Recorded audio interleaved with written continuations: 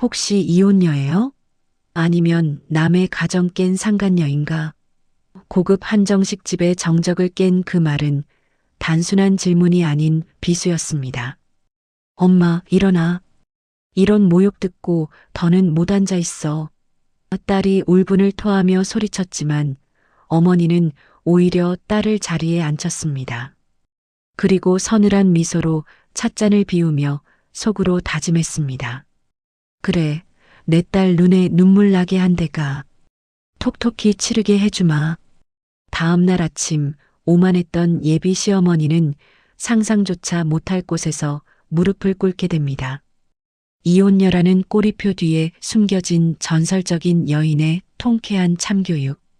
오늘의 사연 지금 시작합니다. 사연 시작 전 구독, 좋아요 눌러주시고 보시는 곳 댓글로 남겨주시면 계시는 곳과 보시는 분께 행운이 깃들기를 제가 기원하겠습니다. 서울 강남에서도 예약하기 힘들기로 소문난 최고급 한정식 집의 별실입니다. 숨막힐 듯한 정적이 흐르는 가운데 달그락거리는 식기 부딪히는 소리만이 유난히 날카롭게 울려 퍼지고 있군요. 예비 시어머니 박영숙이 테이블 구석으로 무언가를 툭 밀어버리며 인상을 찌푸렸습니다. 지안 쪽에서 정성스럽게 준비해온 예단 보자기였죠. 박영숙이 혀를 차며 말했습니다. 보자기 색깔하고는 요즘 누가 이런 촌스러운 색을 씁니까? 안에 든 건 안 봐도 뻔하겠네. 맞은편에 앉은 김혜자는 아무 말 없이 찻잔만 만지작거렸습니다. 김혜자의 옷은 깨끗했지만 세월의 흔적으로 낡아 있었고 찻잔을 쥔 손은 거칠기 짝이 없었거든요. 박영숙은 그 손을 보더니 더러운 것을 본 사람처럼 황급히 물수건을 집어들어 자신의 손을 벅벅 닦아댔습니다. 곧이어 종업원이 들어와 요리를 내려놓자 박영숙이 날카로운 목소리로 쏘아붙였습니다. 아가씨, 여기 물이 왜 이렇게 미지근해? 내가 찬물은 질색이라고 몇 번을 말했어? 지배인 오라고 해. 종업원이 당황하며 허리를 숙였습니다. 죄송합니다, 손님. 바로 바꿔드리겠습니다. 됐어. 입맛 다 떨어졌으니까. 하여간 서비스 교육 꼬라지하고는 박영숙은 김혜자가 앞에 앉아있다는 사실조차 잊은 사람처럼 행동했습니다. 아니, 철저하게 김혜자를 투명 인간 취급하고 있었죠. 유지안이 입술을 꽉 깨물며 주먹을 쥐자 김혜자가 식탁 아래로 딸의 손을 지그시 눌렀습니다. 박영숙이 젓가락으로 생선살을 뒤적거리며 김혜자를 향해 턱을 까딱였습니다. 사돈, 혼자 애 키우셨다면서요? 김혜자가 온화한 미소로 고개를 끄덕이며 대답했습니다. 예, 제가 부족한 게 많아 우리 지안이가 고생을 좀 했습니다. 부족한 건 알면 다행이고, 그런데 남편은 언제 없는 거야? 애초에 없었나? 박영숙의 무례한 질문에 공기가 순식간에 차갑게 얼어붙었습니다. 옆에 앉아있던 최민호가 엄마의 눈치를 살피며 기어들어가는 목소리로 말했습니다. 엄마 식사하시는데 무슨 말씀을 그렇게 하세요? 너는 가만히 있어. 결혼은 집안끼리 하는 거야. 근본은 확인해야 할 거 아니니.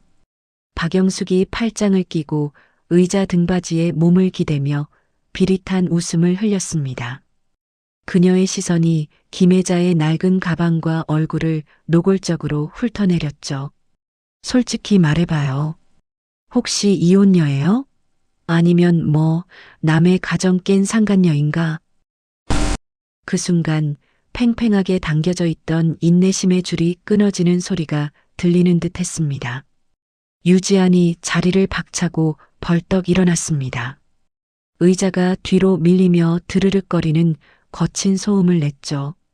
유지안이 부들부들 떨리는 목소리로 외쳤습니다. 말씀이 지나치시잖아요. 어떻게 저희 엄마한테 그런 말씀을 하세요? 어머, 얘 눈 동그랗게 뜨고 대드는 것 좀 봐.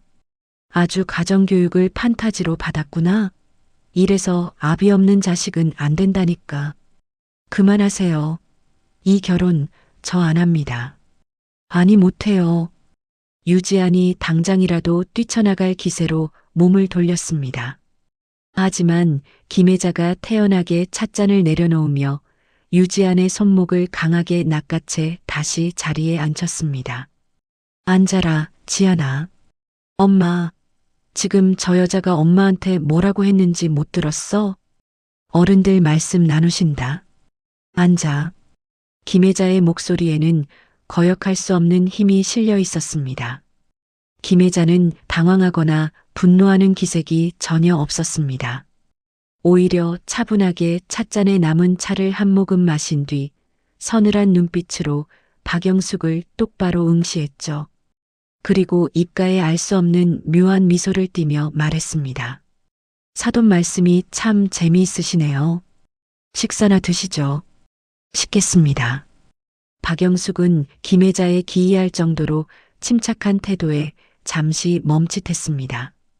보통 사람이라면 얼굴을 붉히거나 화를 냈을 텐데 김혜자의 눈동자는 깊은 우물처럼 고요했거든요. 박영숙이 찜찜한 기분을 애써 감추며 코웃음을 쳤습니다. 입맛 떨어져서 못 먹겠네. 민호야, 일어나자. 수준 안 맞아서 같이 못 앉아 있겠다. 박영숙이 핸드백을 챙겨 들고 자리에서 일어났습니다. 그녀는 김혜자에게 인사는커녕 눈길조차 주지 않고 획 돌아 나갔습니다. 최민호가 어쩔 줄 몰라 하며 유지안과 김혜자를 번갈아 보다가 결국 엄마의 뒤를 따라 허둥지둥 룸을 빠져나갔습니다. 쾅 닫힌 문을 바라보던 김혜자가 품에서 휴대폰을 꺼내 누군가에게 짧은 문자를 전송했습니다. 작업 시작해. 잠시 후 식당 주차장으로 이어진 로비입니다. 유지안이 거친 숨을 몰아쉬며 걸어 나오고 그 뒤를 최민호가 다급하게 쫓아나왔습니다. 최민호가 유지안의 팔을 잡으며 애원했습니다. 지안아, 잠깐만 내 말 좀 들어봐. 유지안이 잡힌 팔을 매몰차게 뿌리치며 소리쳤습니다. 이거 나, 너희 어머니 제정신이니? 상간녀, 어떻게 그런 말을 입에 담아? 우리 엄마가 원래 말이 좀 세서 그렇잖아. 네가 이해 좀 해주라. 내가 잘 말할게. 응? 이해? 지금 이해라고 했니? 너는 그 상황에서 말 한마디 못하고 밥이 넘어가던? 유지안의 눈에서 참았던 눈물이 왈칵 쏟아졌습니다. 그녀는 최민호를 경멸 어린 눈빛으로 노려보며 단호하게 말했습니다. 우리 헤어져. 다시는 내 앞에 나타나지 마. 너나 너희 엄마나 생각만 해도 끔찍하니까. 지안아, 너 진심 아니지? 결혼식장 다 잡았는데 이제 와서 파혼이라니. 더 구질구질하게 굴지 마. 한 번만 더 연락하면 그땐 경찰 부를 거야. 유지안은 대기하고 있던 택시에 올라타 버렸습니다. 최민호가 닫힌 차창을 두드리며 불렀지만 택시는 미련 없이 주차장을 빠져나갔습니다. 한편 집으로 돌아가는 고급 세단 뒷좌석입니다. 박영숙은 여전히 분이 풀리지 않는지 부채질을 해대며 운전기사에게 짜증을 부렸습니다. 김 기사, 차가 왜 이렇게 덜컹거려? 운전 똑바로 안 해? 죄송합니다, 사모님. 하여간 마음에 드는 게 하나도 없어. 민호 그 녀석은 왜 안 따라오고 지랄이야. 박영숙이 휴대폰을 꺼내 들었습니다. 그런데 화면을 켠 순간 뉴스 속보 알림이 줄지어 뜨기 시작했습니다. 속보 JH투자자문 대표 수백억 횡령 후 해외 도피, 피해자 속출, 단독 강남 큰손들 줄줄이 패닉, 폰지 사기 실체 드러나. 박영숙의 눈이 휘둥그레졌습니다. 그녀의 손이 부들부들 떨리기 시작했죠. 이게 무슨, 말도 안 돼. 박영숙이 다급하게 투자 담당자에게 전화를 걸었습니다. 하지만 수화기 너머에서는 차가운 기계음만 흘러나왔습니다. 지금 거신 번호는 없는 번호이오니 아, 안 돼. 내 돈, 내 돈. 박영숙이 비명을 지르며 휴대폰을 바닥에 집어 던졌습니다. 그때였습니다. 띠링, 띠링. 문자 메시지가 폭주하듯 쏟아졌습니다. 은행이었습니다. 귀하의 대출 연장이 부결되었습니다. 즉시 원리금을 상환하지 않으시면 계좌 지급 정지 안내. 박영숙은 숨이 턱 막혀오는 것을 느꼈습니다. 그녀가 투자한 돈은 전부 빚이었으니까요. 집으로 돌아온 박영숙은 차에서 내리자마자 경악하고 말았습니다.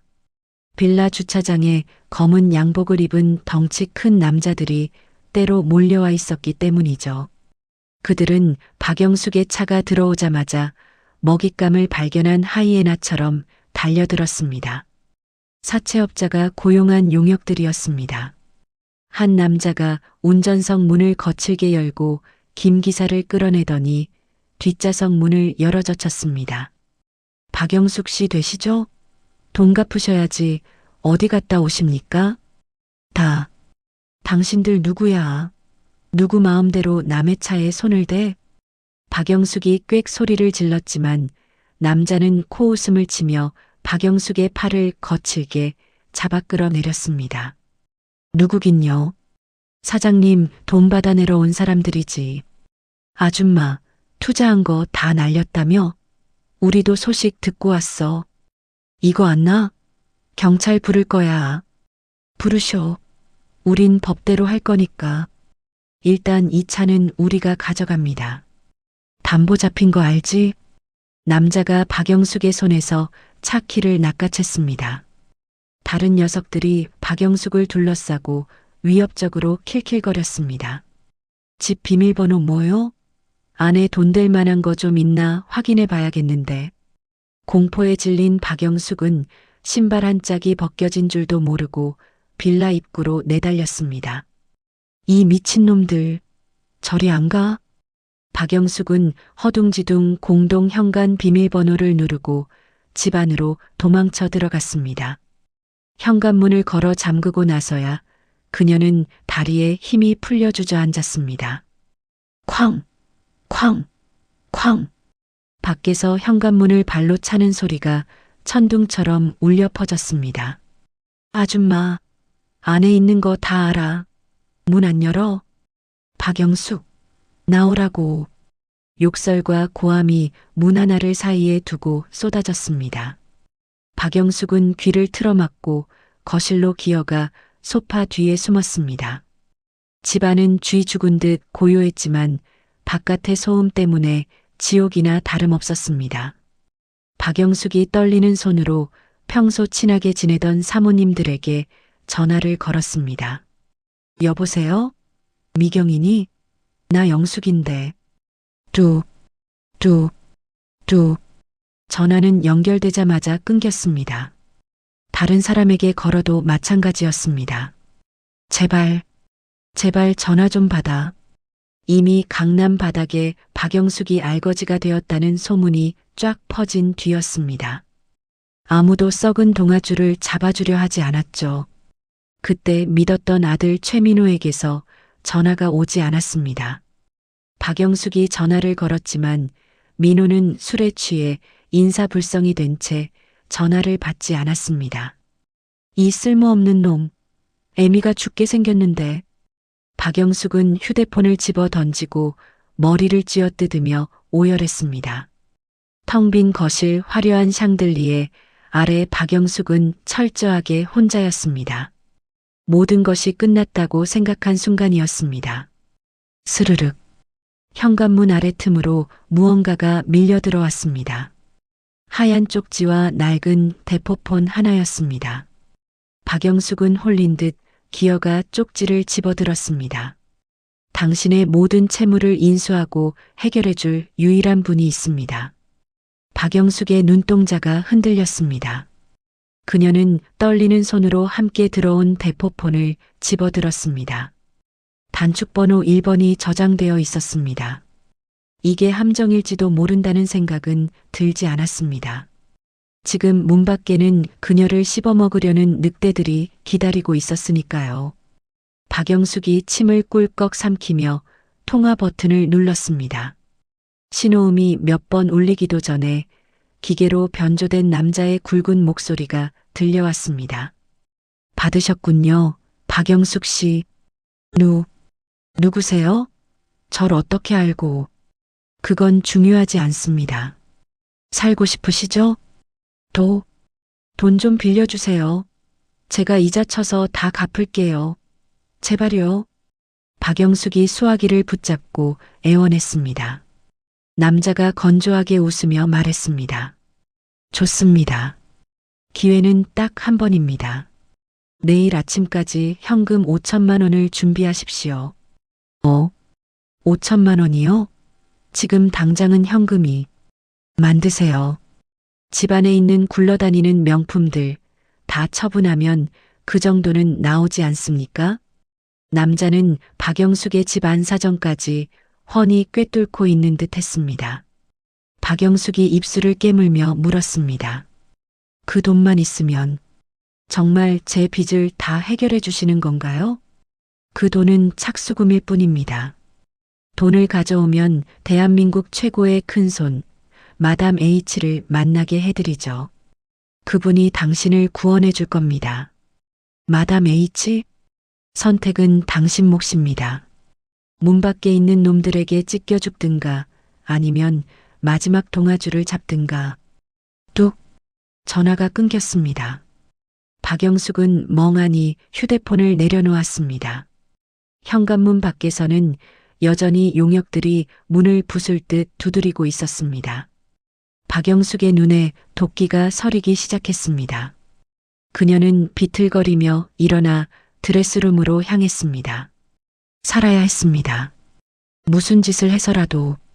그날 밤 9시 박영숙의 빌라 안방입니다. 커튼을 굳게 친 어두운 방 안에서 거친 숨소리만이 들려오고 있군요. 박영숙이 여행용 캐리어를 펼쳐놓고 드레스룸을 미친 듯이 뒤지고 있었습니다. 그녀의 손은 공포로 인해 덜덜 떨리고 있었죠. 이것도 챙겨야 해. 이건 리미티드 에디션이니까 돈이 될 거야. 박영숙은 옷장에 진열된 명품 가방들을 닥치는 대로 캐리어에 쓸어 담았습니다. 에르메스 버킨백, 샤넬 빈티지 백, 그리고 최고급 모피 코트까지. 평소라면 먼지 한 톨 묻을까 애지중지하던 것들을 마치 쓰레기 담듯 구겨넣고 있었죠. 현관 밖에서는 여전히 용역들이 문을 두드리는 소리가 간헐적으로 들려왔습니다. 박영숙은 입을 틀어막고 눈물을 삼키며 보석함을 열었습니다. 결혼반지, 다이아몬드 목걸이, 진주 귀걸이. 그녀의 지난 화려했던 시절을 상징하는 폐물들이 형광등 불빛 아래서 서글프게 반짝였습니다. 다 필요 없어. 일단 살고 봐야 해. 살고 봐야 한다고. 박영숙은 보석들을 핸드백 깊숙한 곳에 쑤셔넣고는 뒷베란다 쪽으로 살금살금 기어갔습니다. 다행히 1층 뒷문 쪽에는 지키는 사람이 없는 듯 했습니다. 박영숙은 도둑고양이처럼 담장을 넘어 어둠 속으로 사라졌습니다. 1시간 뒤 서울 변두리의 허름한 전당포입니다. 쾌쾌한 냄새가 진동하는 가게 안 철창 너머로 주인 남자가 박영숙이 가져온 물건들을 심드렁하게 훑어보고 있었습니다. 박영숙이 초조한 표정으로 철창을 붙잡고 매달렸습니다. 사장님, 이거 진짜 비싼 거예요. 저 가방 하나만 해도 매장에서 2천만 원은 줘야 산다고요. 주인이 돋보기를 내리고 코웃음을 쳤습니다. 아줌마, 여기가 무슨 백화점인 줄 아죠? 이거 다 철진한 거잖아. 요즘 이런 디자인 누가 든다고. 철이 지나다니요. 클래식 라인이라 없어서 못 파는 건데. 그건 살 때 이야기고. 여기 스크래치 났네. 가죽도 좀 울었고. 주인이 가방 바닥을 손가락으로 툭툭 치며 흠을 잡아냈습니다. 박영숙의 속이 타들어갔습니다. 내일 아침까지 5천만 원을 만들어야 하는데 주인이 부르는 값은 턱없이 모자랐거든요. 박영숙이 울먹이며 손가락에서 반지를 뺐습니다. 이거라도 쳐주세요. 3캐럿 다이아예요. 제 결혼 반지라고요. 주인이 반지를 받아들고 불빛에 비춰보더니 계산기를 두드렸습니다. 탁, 탁, 탁. 계산기에 찍힌 숫자를 본 박영숙이 기가 차다는 듯 소리쳤습니다. 말도 안 돼. 겨우 이거밖에 안 쳐줘요? 사람을 뭘로 보고. 싫으면 도로 가져가시던가. 급전 필요한 것 같은데 딴 데 가봐야 이만큼도 안 쳐줘. 주인이 물건을 도로 밀어내려 하자 박영숙이 다급하게 가방을 낚아챘습니다. 아니에요. 할게요. 한다고요. 돈 줘요, 빨리. 박영숙은 자존심이고 뭐고 다 내다버린 채 주인이 던져주는 현금 다발을 허겁지겁 챙겨 넣었습니다. 그녀의 눈에서 굴욕적인 눈물이 주르륵 흘러내렸습니다. 새벽 2시 한강공원 주차장입니다. 가로등 하나 없는 구석진 곳에 검은색 승용차 한 대가 비상등을 켠 채 서 있었습니다. 모자와 마스크로 얼굴을 가린 박영숙이 주위를 두리번거리며 차로 다가갔습니다. 창문이 스르르 내려가고 날카로운 인상의 남자가 모습을 드러냈습니다. 브로커 최 실장이었죠. 가져왔습니까? 박영숙이 품에 꼭 안고 있던 쇼핑백을 창문 안으로 밀어 넣었습니다. 확인해 보세요. 5천만 원 딱 맞춰왔어요. 최 실장이 쇼핑백 안에 돈다발을 대충 훑어보고는 고개를 끄덕였습니다. 그리고 양복 안주머니에서 금박이 박힌 고급스러운 봉투 하나를 꺼내 건넸습니다. 내일 아침 9시입니다.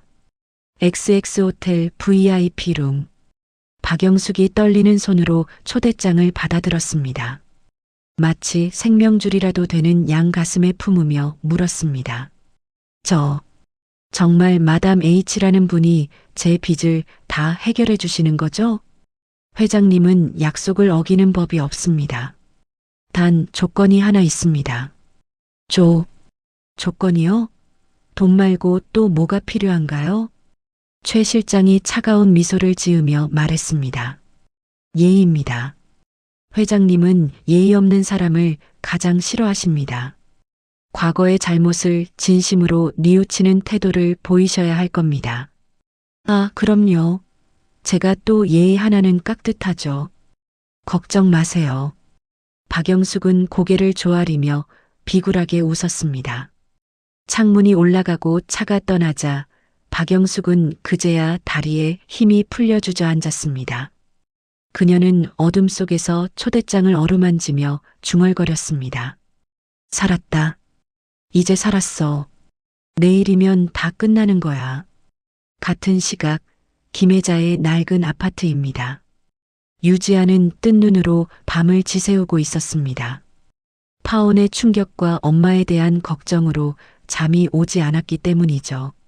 그때 안방에서 희미하게 말소리가 들려왔습니다. 유지안이 방문을 살짝 열고 안을 들여다보았습니다. 김혜자가 등을 돌리고 누군가와 통화를 하고 있었습니다. 평소의 온화한 목소리가 아닌 서늘하고 단호한 목소리였습니다. 그래, 내일 아침이야. 확실하게 끝내.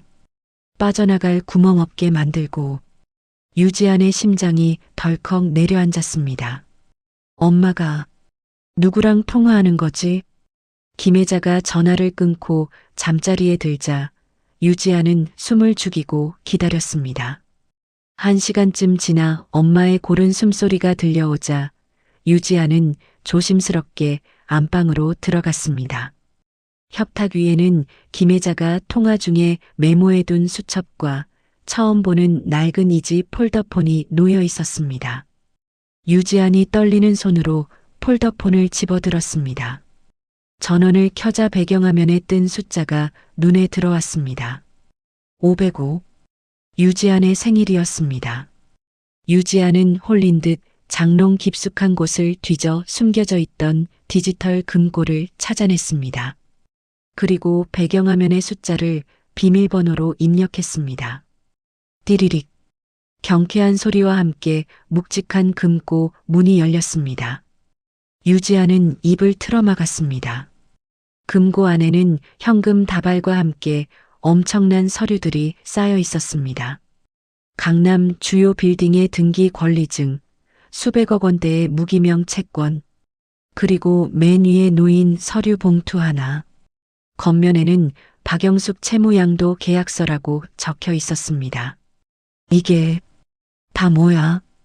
유지안이 봉투를 열어 내용을 확인했습니다. 박영숙의 모든 빚이 마담 H라는 사람에게 양도되었는데 그 마담 H의 명의자가 바로 김혜자였습니다. 엄마가 박영숙의 빚을 전부 사들인 것이었죠. 유지아는 충격에 휩싸여 서류 더미를 더 뒤적거렸습니다. 그러다 낡은 스프링 노트 한 권을 발견했습니다. 노트를 펼치자 삐뚤빼뚤한 글씨로 적힌 일기들이 보였습니다. 10월 5일 박영숙이 지안이 옷차림을 보고 빈티난다고 비웃음. 참았다. 11월 12일 상견례 날짜 잡으면서 지안이더러 아비 없이 자라 가정교육 못 받았을 거라고 함. 피가 거꾸로 솟지만 참았다. 우리 딸 결혼해야 하니까. 오늘 상견례장. 나보고 이혼녀의 상간녀냐고 물음. 내 딸이 울었다. 더 이상은 못 참는다. 내일 심판한다. 유지아는 바닥에 주저앉아 소리 없이 오열했습니다. 엄마는 이 모든 수모를 알고 있었으면서도 딸의 행복을 위해 바보처럼 웃으며 참아왔던 것입니다. 그리고 딸이 눈물을 흘리자 그제야 자신의 모든 것을 걸고 복수의 칼을 뽑아든 것이었죠. 유지아는 눈물을 닦아내며 주먹을 꽉 쥐었습니다. 엄마 혼자 가게 안 해. 내가 지킬 거야. 다음 날 아침 7시 박영숙은 찜질방 화장실 거울 앞에 서 있었습니다. 밤새 잠을 설쳐 퀭한 눈이었지만 오히려 그게 더 불쌍해 보인다며 만족해했죠. 그녀는 편의점에서 산 살색 스타킹을 신으며 중얼거렸습니다. 박영숙, 넌 할 수 있어. 연기라면 자신 있잖아. 눈물 좀 짜내고 불쌍한 척하면 그 마담 H인지 뭔지 하는 여자도 넘어갈 거야. 박영숙은 찬물로 세수를 하며 붓기를 빼고 거울 속의 자신을 향해 비장한 표정을 지어 보였습니다. 같은 시각 김혜자의 집. 김혜자가 드레스룸에서 옷을 갈아입고 있었습니다. 늘 입던 헐렁한 티셔츠와 몸빼 바지는 벗어 던졌습니다. 그녀는 최고급 원단으로 지은 짙은 남색 정장을 입고 목에는 우아한 진주 목걸이를 걸었습니다. 화장대 앞에 앉아 립스틱을 바르는 그녀의 손길에는 망설임이 없었습니다. 거울 속에 비친 김혜자는 더 이상 시장통에서 콩나물 값을 깎던 억척 아줌마가 아니었습니다. 대한민국 지하 경제를 움직이는 냉혹한 승부사 마담 H의 모습이었죠. 김혜자가 방문을 열고 거실로 나왔습니다. 그녀는 지안의 방문을 잠시 바라보다가 신발장에서 하이힐을 꺼내 신었습니다.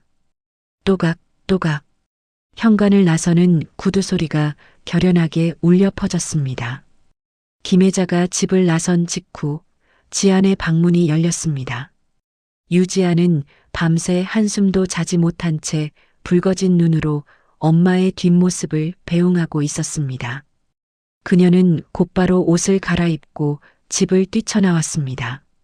아파트 입구에서 김혜자가 검은색 세단에 올라타는 모습이 보였습니다. 유지안이 다급하게 택시를 잡아탔습니다. 기사님, 저 앞에 검은 차 놓치지 말고 따라가 주세요. 빨리요.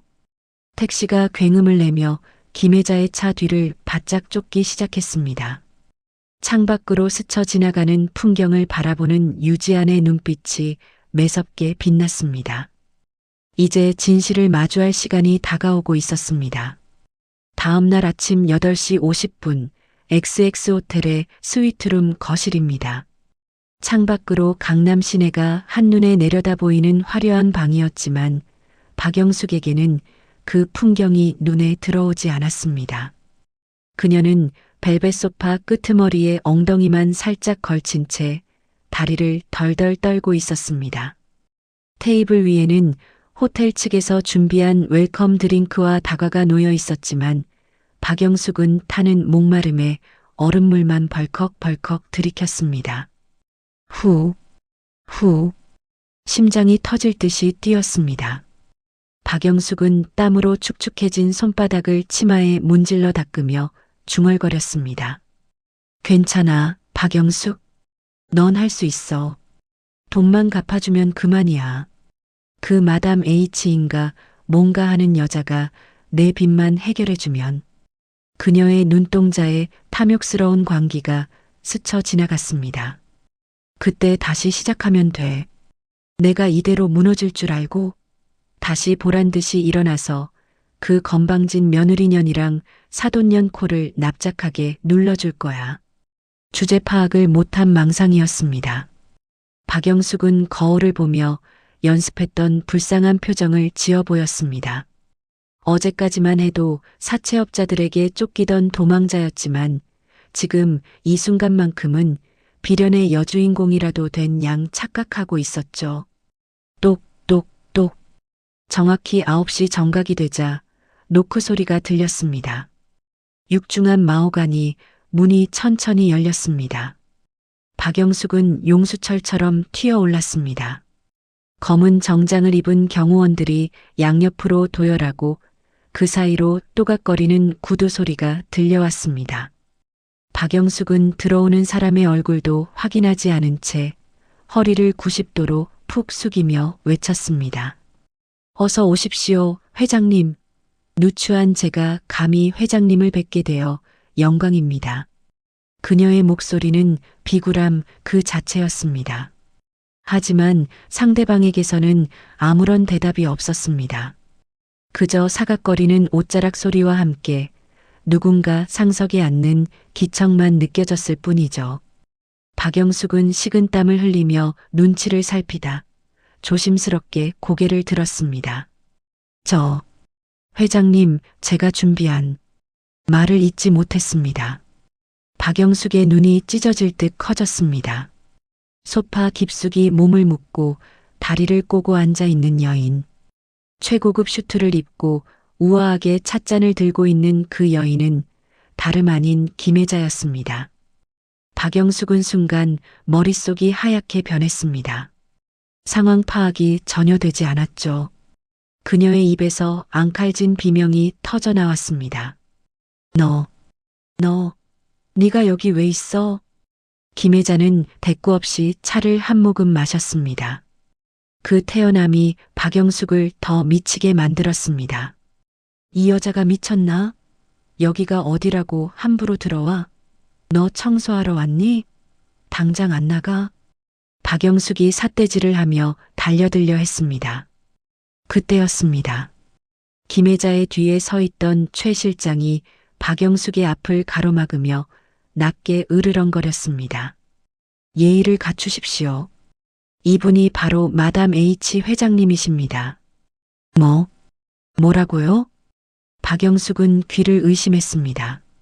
그녀가 최 실장과 김혜자를 번갈아 보며 헛웃음을 터뜨렸습니다. 참나 실장님. 지금 농담하십니까? 이 여자는 우리 며느리 될 뻔했던 애 엄마예요. 시장 바닥에서 콩나물이나 파는 수준 낮은 여자라고요. 최 실장은 대답 대신 품에서 서류 봉투 하나를 꺼내 테이블 위에 던졌습니다. 어제 박영숙이 최 실장에게 건넸던 채무 내역서와 신체 포기 각서 등이 들어있는 봉투였습니다. 그리고 그 옆에는 김혜자의 명함이 놓였습니다. JH홀딩스 회장 김혜자. 박영숙의 시선이 명함에 박혔습니다. 숨이 턱 막혀왔습니다. JH, 지안의 이니셜이자 김혜자의 이니셜. 그제야 퍼즐이 맞춰지기 시작했습니다.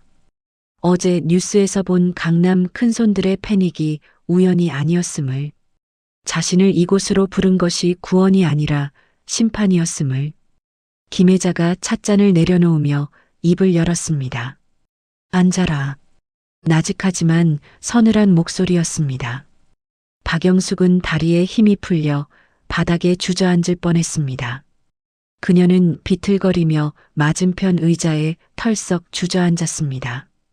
김혜자가 테이블 위에 놓인 박영숙의 차용증 원본을 집어들었습니다. 종이 끝을 만지작거리는 손길이 마치 맹수가 먹잇감을 가지고 노는 듯 했습니다. 박영숙 씨, 어제는 내 돈이 더러워서 못 받겠다고 하더니 오늘은 그 돈 받겠다고 여기까지 기어왔네? 박영숙의 얼굴이 시뻘겋게 달아올랐습니다. 수치심과 공포가 뒤섞여 목소리조차 나오지 않았습니다. 김혜자가 피식 웃으며 말을 이었습니다. 왜? 상간녀 돈이라도 급하니까 이제는 향기로워 보이던가. 사돈. 그게 아니라. 사돈? 누가 자네 사돈인가? 김혜자의 눈빛이 매섭게 변했습니다. 그녀가 차용증을 테이블에 탁 내리치자 박영숙이 화들짝 놀라 어깨를 움츠렸습니다. 내 딸 눈에 눈물 나게 한 대가가 고작 이건가? 겨우 5천만 원 들고 와서 빚을 탕감해 달라고? 도둑놈 신보가 따로 없군. 박영숙은 입이 10개라도 할 말이 없었습니다. 하지만 이대로 물러설 수는 없었습니다. 여기서 쫓겨나면 밖에는 사채업자들이 기다리고 있고 감옥행 아니면 객사뿐이었으니까요. 박영숙이 떨리는 목소리로 변명했습니다. 조금 오해가 있으신 것 같은데 저는 정말 몰랐습니다. 회장님이신 줄 알았으면 제가 감히, 몰랐으면 사람을 그렇게 짓밟아도 되는 건가? 이혼년이 상간년이 그따위 막말을 내뱉어도 되는 거냐고. 김혜자의 호통이 방 안을 쩌렁쩌렁 울렸습니다. 박영숙은 쥐 구멍이라도 찾고 싶었습니다. 최 실장이 리모컨을 눌러 벽에 걸린 대형 TV 화면을 켰습니다.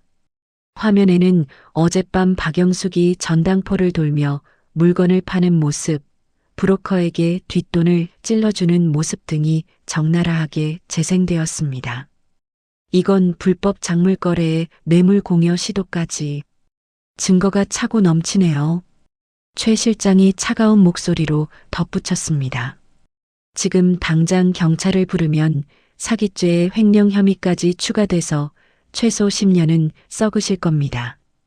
박영숙의 얼굴이 사색이 되었습니다. 안 돼. 감옥은 안 돼. 김혜자가 자리에서 일어나 천천히 박영숙에게 다가갔습니다. 또각. 박영숙에게는 그 구두 소리가 저승사자의 발자국 소리처럼 들렸습니다. 김혜자가 박영숙의 턱을 잡아 올려 시선을 맞췄습니다. 선택해. 지금 당장 콩밥 먹으러 갈지 아니면. 김혜자의 시선이 자신의 발 아래를 향했습니다. 내 발밑에서 평생 기어다닐지. 박영숙의 눈동자가 심하게 흔들렸습니다. 자존심? 청담동 사모님의 체면? 그런 건 이미 시궁창에 처박힌 지 오래였습니다. 하지만 김혜자 자신이 그토록 무시했던 저 여자 앞에 무릎을 꿇는다는 건 죽기보다 싫은 일이었습니다. 그때였습니다. 쾅! 닫혀있던 방문이 거칠게 열렸습니다. 엄마, 유지안이었습니다. 경호원들이 제지하려 했지만 유지안은 그들을 뿌리치고 방 안으로 뛰어들어왔습니다. 유지안은 숨을 헐떡이며 방 안의 풍경을 바라보았습니다. 최고급 정장을 입고 서 있는 엄마 김혜자, 그리고 그 앞에서 사시나무 떨듯 떨고 있는 박영숙. 지안아. 김혜자가 놀란 듯 딸의 이름을 불렀습니다. 박영숙은 유지안을 보자마자 마지막 남은 자존심이 와르르 무너져 내리는 것을 느꼈습니다. 며느리 될 뻔했던 아이 앞에서 이런 꼴을 보이다니. 하지만 박영숙의 생존 본능이 수치심을 압도했습니다. 지금 이 순간 자신의 목숨을 쥐고 있는 건 지안이 아니라 혜자였습니다. 박영숙은 지안의 시선 따위는 아랑곳하지 않고 의자에서 미끄러지듯 내려왔습니다. 그리고 바닥을 기어 김혜자의 다리 앞으로 다가갔습니다. 사돈어른. 아니, 회장님. 박영숙이 김혜자의 바짓가랑이를 부여잡았습니다. 제가 죽을 죄를 지었습니다. 제발 한 번만 살려주십시오. 철푸덕. 박영숙이 김혜자의 구두 끝에 이마를 쾅 소리가 나도록 박았습니다. 그녀는 바닥에 납작 엎드려 비명을 지르듯 싹싹 빌기 시작했습니다. 살려주세요. 시키는 건 뭐든지 다 하겠습니다. 구두를 할그라면 할고 짖으라면 짖겠습니다. 제발 감옥만은. 제발. 눈물 콧물로 범벅이 된 박영숙의 얼굴은 이미 사람의 몰골이 아니었습니다. 그토록 고고한 척, 우아한 척하던 청담동 사모님의 껍데기는 온데간데 없었습니다. 그저 살려달라고 애원하는 비루한 짐승 한 마리만 남았을 뿐이었죠. 김혜자는 무릎 꿇은 박영숙을 차갑게 내려다보았습니다. 입가에 서늘한 미소가 번졌습니다. 그것은 단순한 승리감이 아니었습니다.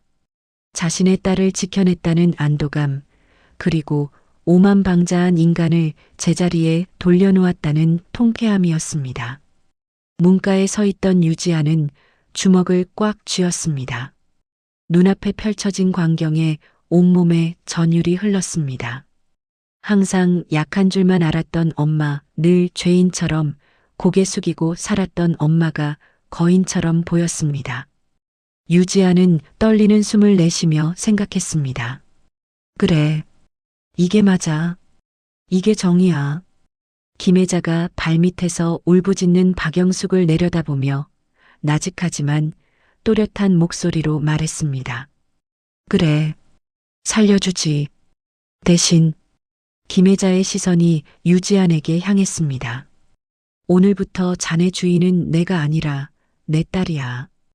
호텔 VIP 룸의 공기가 무겁게 가라앉아 있습니다. 김혜자가 테이블 위에 놓여있던 서류 봉투 하나를 박영숙의 면전에 툭 던졌습니다. 바닥에 납작 엎드려 있던 박영숙이 흠칫하며 고개를 들었습니다. 이게 뭡니까? 읽어봐. 소리내서. 김혜자의 목소리는 얼음장처럼 차가웠습니다. 박영숙은 떨리는 손으로 봉투에서 서류를 꺼냈습니다. 종이 맨 위에는 굵은 글씨로 이행각서라고 적혀 있었습니다.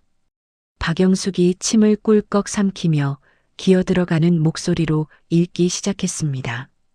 본인 박영숙은 김혜자 회장에게 진 채무를 탕감받는 조건으로 김혜자 회장의 하녀로서. 목소리가 점차 작아졌습니다.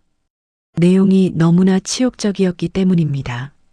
김혜자가 찻잔을 달그락거리며 재촉했습니다. 안 들린다. 더 크게 읽어.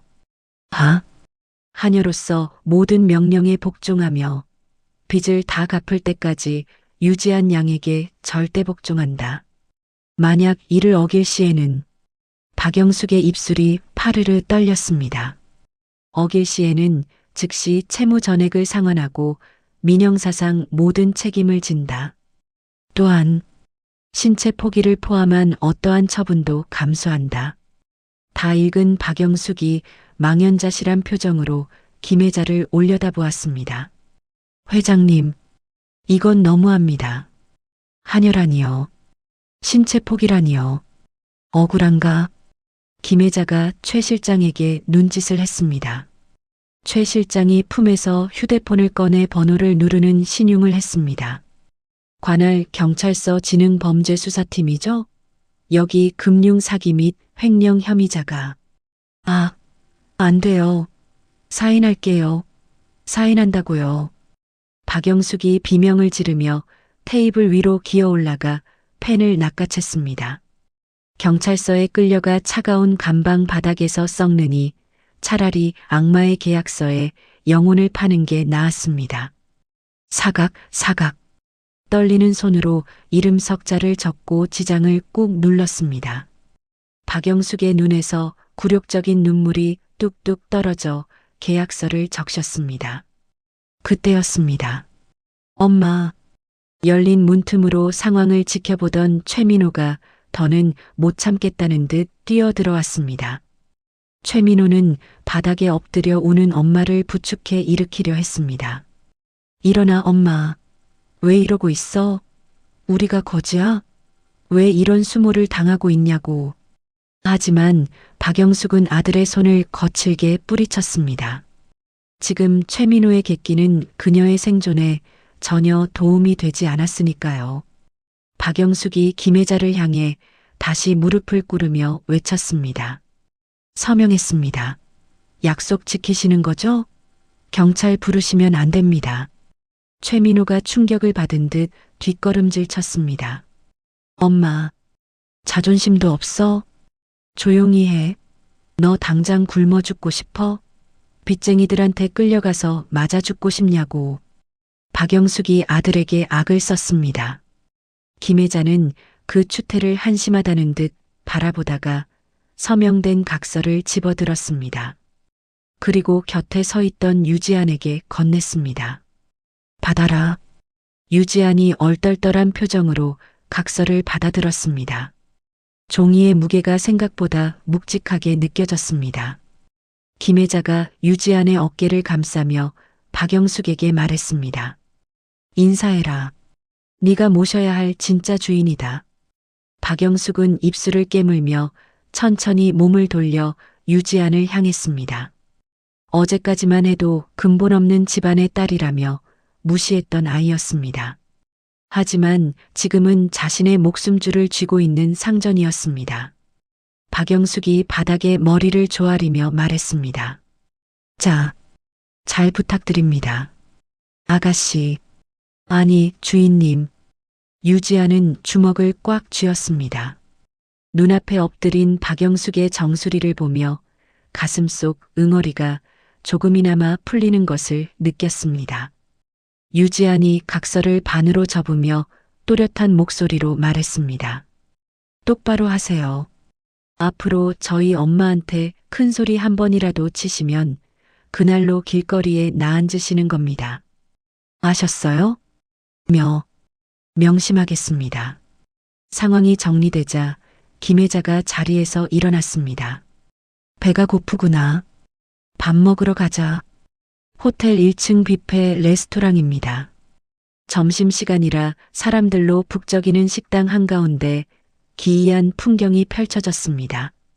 김혜자와 유지아는 우아하게 테이블에 앉아있고 박영숙은 쟁반을 들고 하녀처럼 그들 주변을 서성거리고 있었습니다. 박영숙의 옷은 땀과 눈물로 엉망이었지만 그녀는 억지 웃음을 지으며 접시를 날랐습니다. 회장님, 좋아하시는 초밥 가져왔습니다. 신선한 걸로 골라왔어요. 박영숙이 접시를 내려놓자 김혜자가 젓가락으로 회를 들춰보며 인상을 찌푸렸습니다. 비린내 난다. 치워. 아, 죄송합니다. 바로 다른 걸로. 그리고 물이 미지근하잖아. 얼음 띄워서 다시 가져와.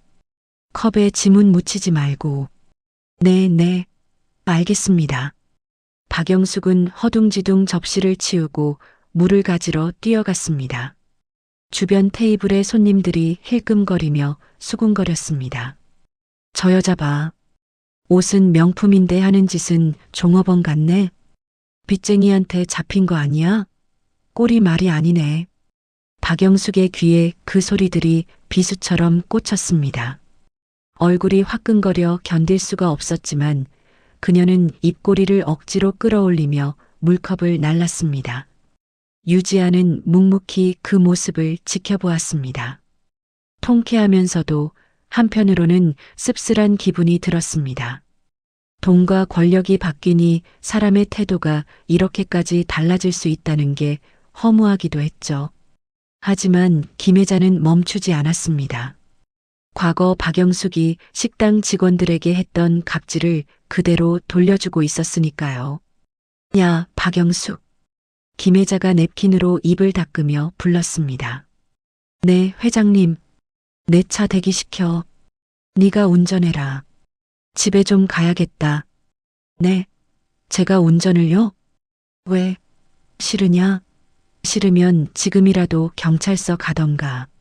아닙니다. 영광입니다. 제가 아주 편안하게 모시겠습니다.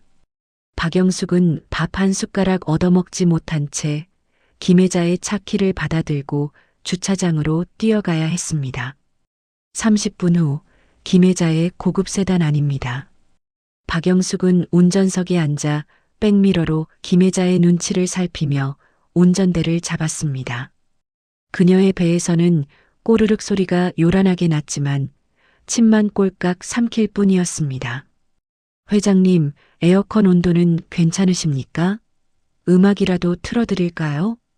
김혜자는 창밖만 바라보며 대꾸도 하지 않았습니다. 옆자리에 앉은 유지안이 대신 대답했습니다. 조용히 하고 운전이나 하세요. 엄마 피곤해 하시니까. 아, 네네. 입 다물겠습니다. 죄송합니다. 박영숙은 입을 꾹 다물고 운전에만 집중했습니다. 차가 덜컹거릴 때마다 뒷좌석에서 김혜자의 혀 차는 소리가 들려왔고 그럴 때마다 박영숙의 등줄기에는 식은땀이 흘렀습니다. 이윽고 혜자의 낡은 아파트 단지에 도착했습니다.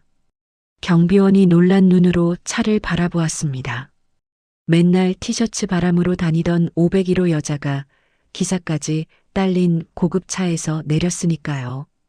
박영숙은 차가 멈추자마자 튀어나가 뒷문을 열었습니다. 도착했습니다, 회장님. 조심하십시오. 김혜자가 차에서 내려 아파트 입구로 향했습니다. 박영숙은 엉거주춤하게 서서 따라가야 할지 말아야 할지 눈치를 보았습니다. 그때 김혜자가 멈춰서서 박영숙을 돌아보았습니다. 신발. 네. 구두 벗겨야지. 멀뚱히 서서 뭐해? 박영숙의 얼굴이 일그러졌습니다. 아무리 그래도 밖에서 보는 눈도 많은데 신발까지 벗겨달라니. 하지만 김혜자의 눈빛은 단호했습니다. 박영숙은 무릎을 꿇고 앉아 김혜자의 구두 뒤축을 잡았습니다. 지나가던 동네 주민들이 걸음을 멈추고 그 광경을 구경했습니다. 어머, 저 여자 무릎 꿇고 뭐 하는 거야? 영화 찍나 봐. 박영숙은 수치심에 고개를 푹 숙인 채 김혜자의 구두를 벗겨내고 실내화로 갈아 신겼습니다. 김혜자가 지갑을 열더니 10,000원짜리 지폐 한 장을 꺼냈습니다.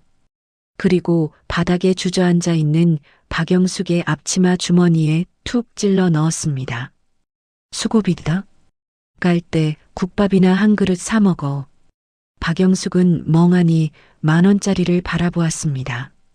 자신이 팁으로 몇만 원씩 뿌리던 돈. 이제는 그 돈 한 푼이 아쉬워 남의 발밑에 엎드려야 하는 처지. 가봐.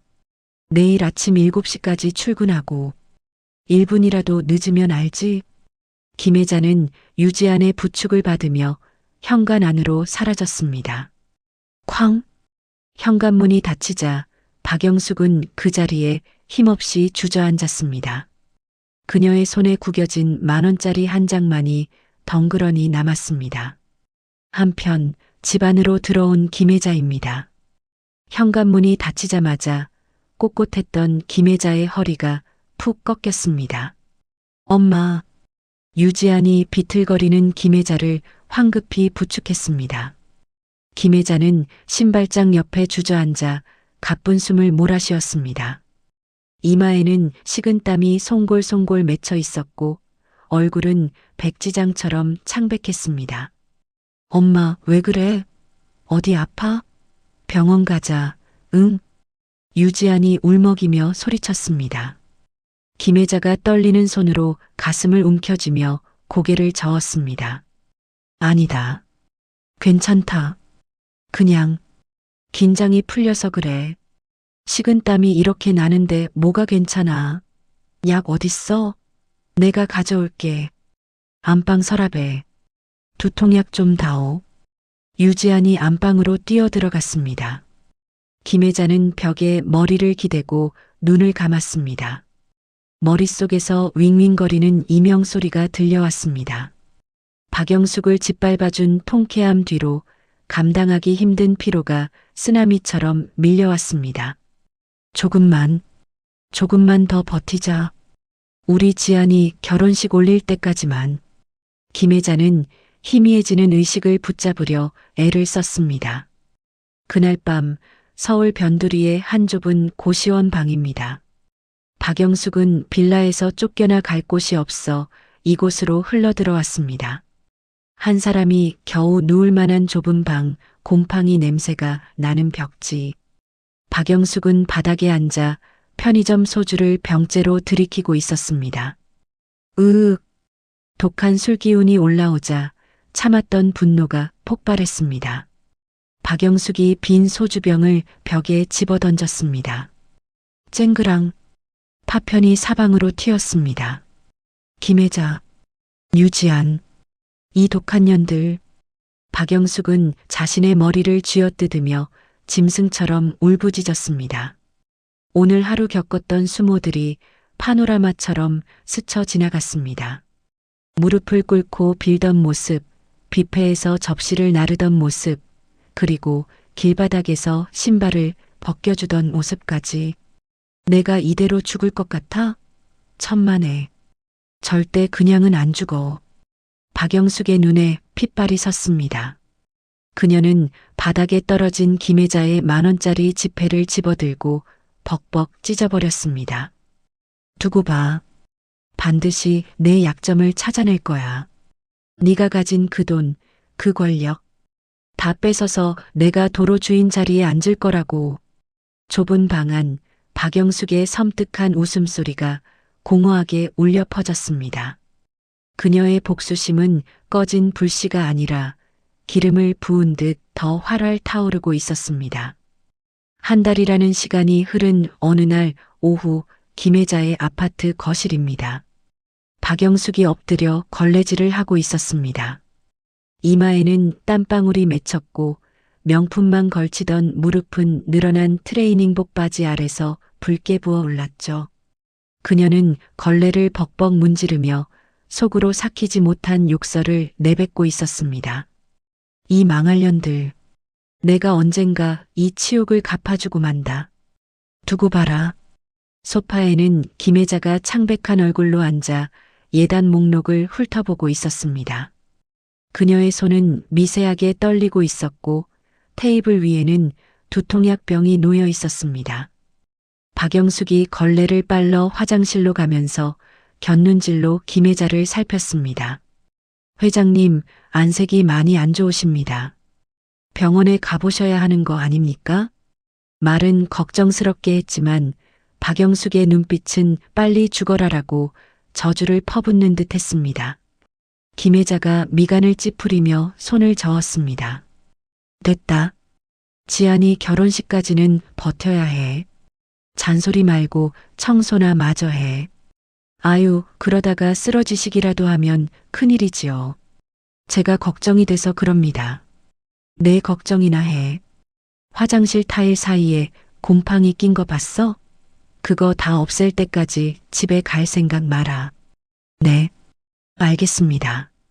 박영숙은 입술을 삐죽거리며 욕실로 들어갔습니다. 하지만 그녀의 신경은 온통 거실에 쏠려 있었습니다. 김혜자가 안방 금고를 열 때마다 몰래 비밀번호를 훔쳐보려 했지만 번번이 실패했기 때문입니다. 그런데 오늘따라 김혜자가 중요한 서류 가방을 거실 테이블 옆에 무심하게 두었습니다. 박영숙의 심장이 쿵쿵 뛰기 시작했습니다. 저 가방, 저기엔 분명 내 차용증이랑 각서가 들어있을 거야. 그때였습니다. 거실에서 으윽 하는 짧은 신음소리가 들렸습니다. 박영숙이 고개를 빼꼼히 내밀어 보았습니다. 김혜자가 가슴을 움켜쥐고 소파 옆으로 스르르 무너져 내리고 있었습니다. 코에서 붉은 피가 주르륵 흘러내려 하얀 카펫을 적셨습니다.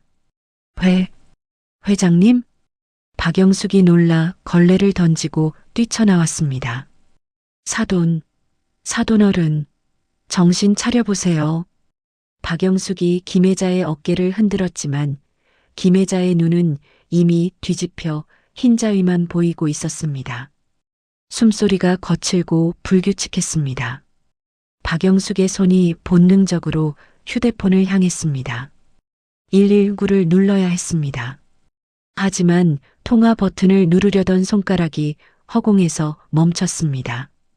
박영숙의 시선이 쓰러진 김혜자가 아니라 테이블 옆에 놓인 가죽 가방으로 향했습니다. 지금이야. 지금이 아니면 기회는 없어. 박영숙의 눈동자가 탐욕으로 번들거렸습니다.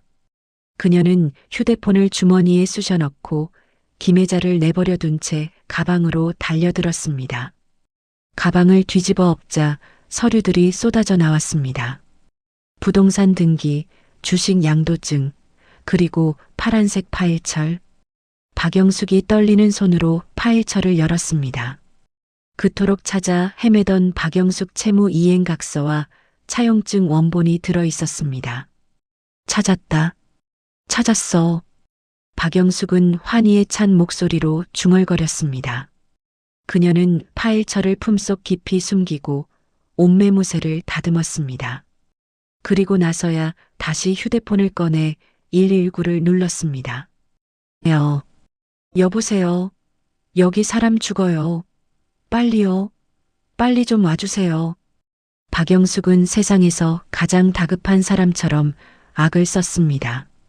쓰러진 김혜자의 얼굴은 이미 흑빛으로 변해가고 있었습니다. 30분 후 대학병원 응급실 앞입니다. 구급차 사이렌 소리가 요란하게 멈추고 이동식 침대가 급하게 밀려 들어갔습니다. 뒤이어 도착한 유지안이 사색이 되어 응급실로 뛰어들어왔습니다. 엄마, 엄마. 대기실 의자에 앉아있던 박영숙이 벌떡 일어나 유지안에게 달려들었습니다. 지안아, 흑흑. 이게 무슨 날벼락이니?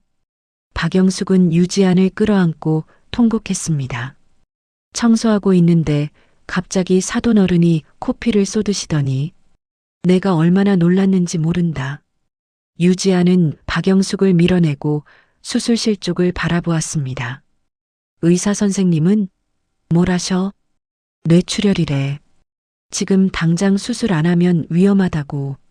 아이고, 우리 사돈 불쌍해서 어떡해. 박영숙은 눈물을 훔치는 척하며 슬쩍 품속의 서류를 확인했습니다. 딱딱한 파일철의 감촉이 느껴지자 안도감의 입꼬리가 살짝 올라가려는 것을 억지로 눌러 참았습니다. 그때 수술복을 입은 의사가 나왔습니다. 유지안이 다급하게 매달렸습니다. 선생님, 저희 엄마 괜찮으신 건가요? 의사가 심각한 표정으로 고개를 저었습니다. 출혈량이 많습니다. 뇌동맥류가 파열된 것 같은데 위치가 좋지 않아요. 최선을 다하겠지만 마음의 준비는 하시는 게 좋겠습니다. 유지안의 다리에 힘이 풀려 그 자리에 주저앉았습니다. 말도 안 돼. 엄마. 박영숙이 옆에서 유지안의 어깨를 토닥이며 위로했습니다. 진정해라, 지안아. 사돈어른 강한 분이시니까 이겨내실 거야. 하지만 박영숙의 머릿속은 이미 딴 생각으로 가득 차 있었습니다. 죽어라. 제발 이대로 죽어라. 그러면 빚도 각서도 다 끝나는 거야. 박영숙은 슬픈 표정을 연기하며 유지안에게 말했습니다. 지안아, 너 물이라도 좀 마셔라. 내가 매점에서 물 좀 사올게. 정신 차리고 있어야지. 네. 다녀오세요. 유지안이 넋이 나간 채 대답했습니다. 박영숙은 서둘러 대기실을 빠져나왔습니다. 그녀의 발걸음은 매점이 아닌 화장실로 향했습니다. 병원 1층 구석진 곳에 있는 화장실입니다. 박영숙은 아무도 없는 것을 확인하고 가장 안쪽 칸으로 들어가 문을 걸어 잠갔습니다. 그리고 품속에서 파일철을 꺼냈습니다. 이 지긋지긋한 종이 쪼가리, 이것만 없으면 난 자유야. 박영숙은 각서와 차용증을 꺼내 마구 찢기 시작했습니다. 찌익, 찌익. 종이 찢어지는 소리가 화장실 안에 경쾌하게 울려 퍼졌습니다. 박영숙은 잘게 찢은 종이 조각들을 변기에 쏟아붓고 물을 내렸습니다. 싸. 하지만 종이 양이 너무 많았던 탓일까요? 물은 내려가지 않고 변기 안에서 빙글빙글 돌기만 했습니다.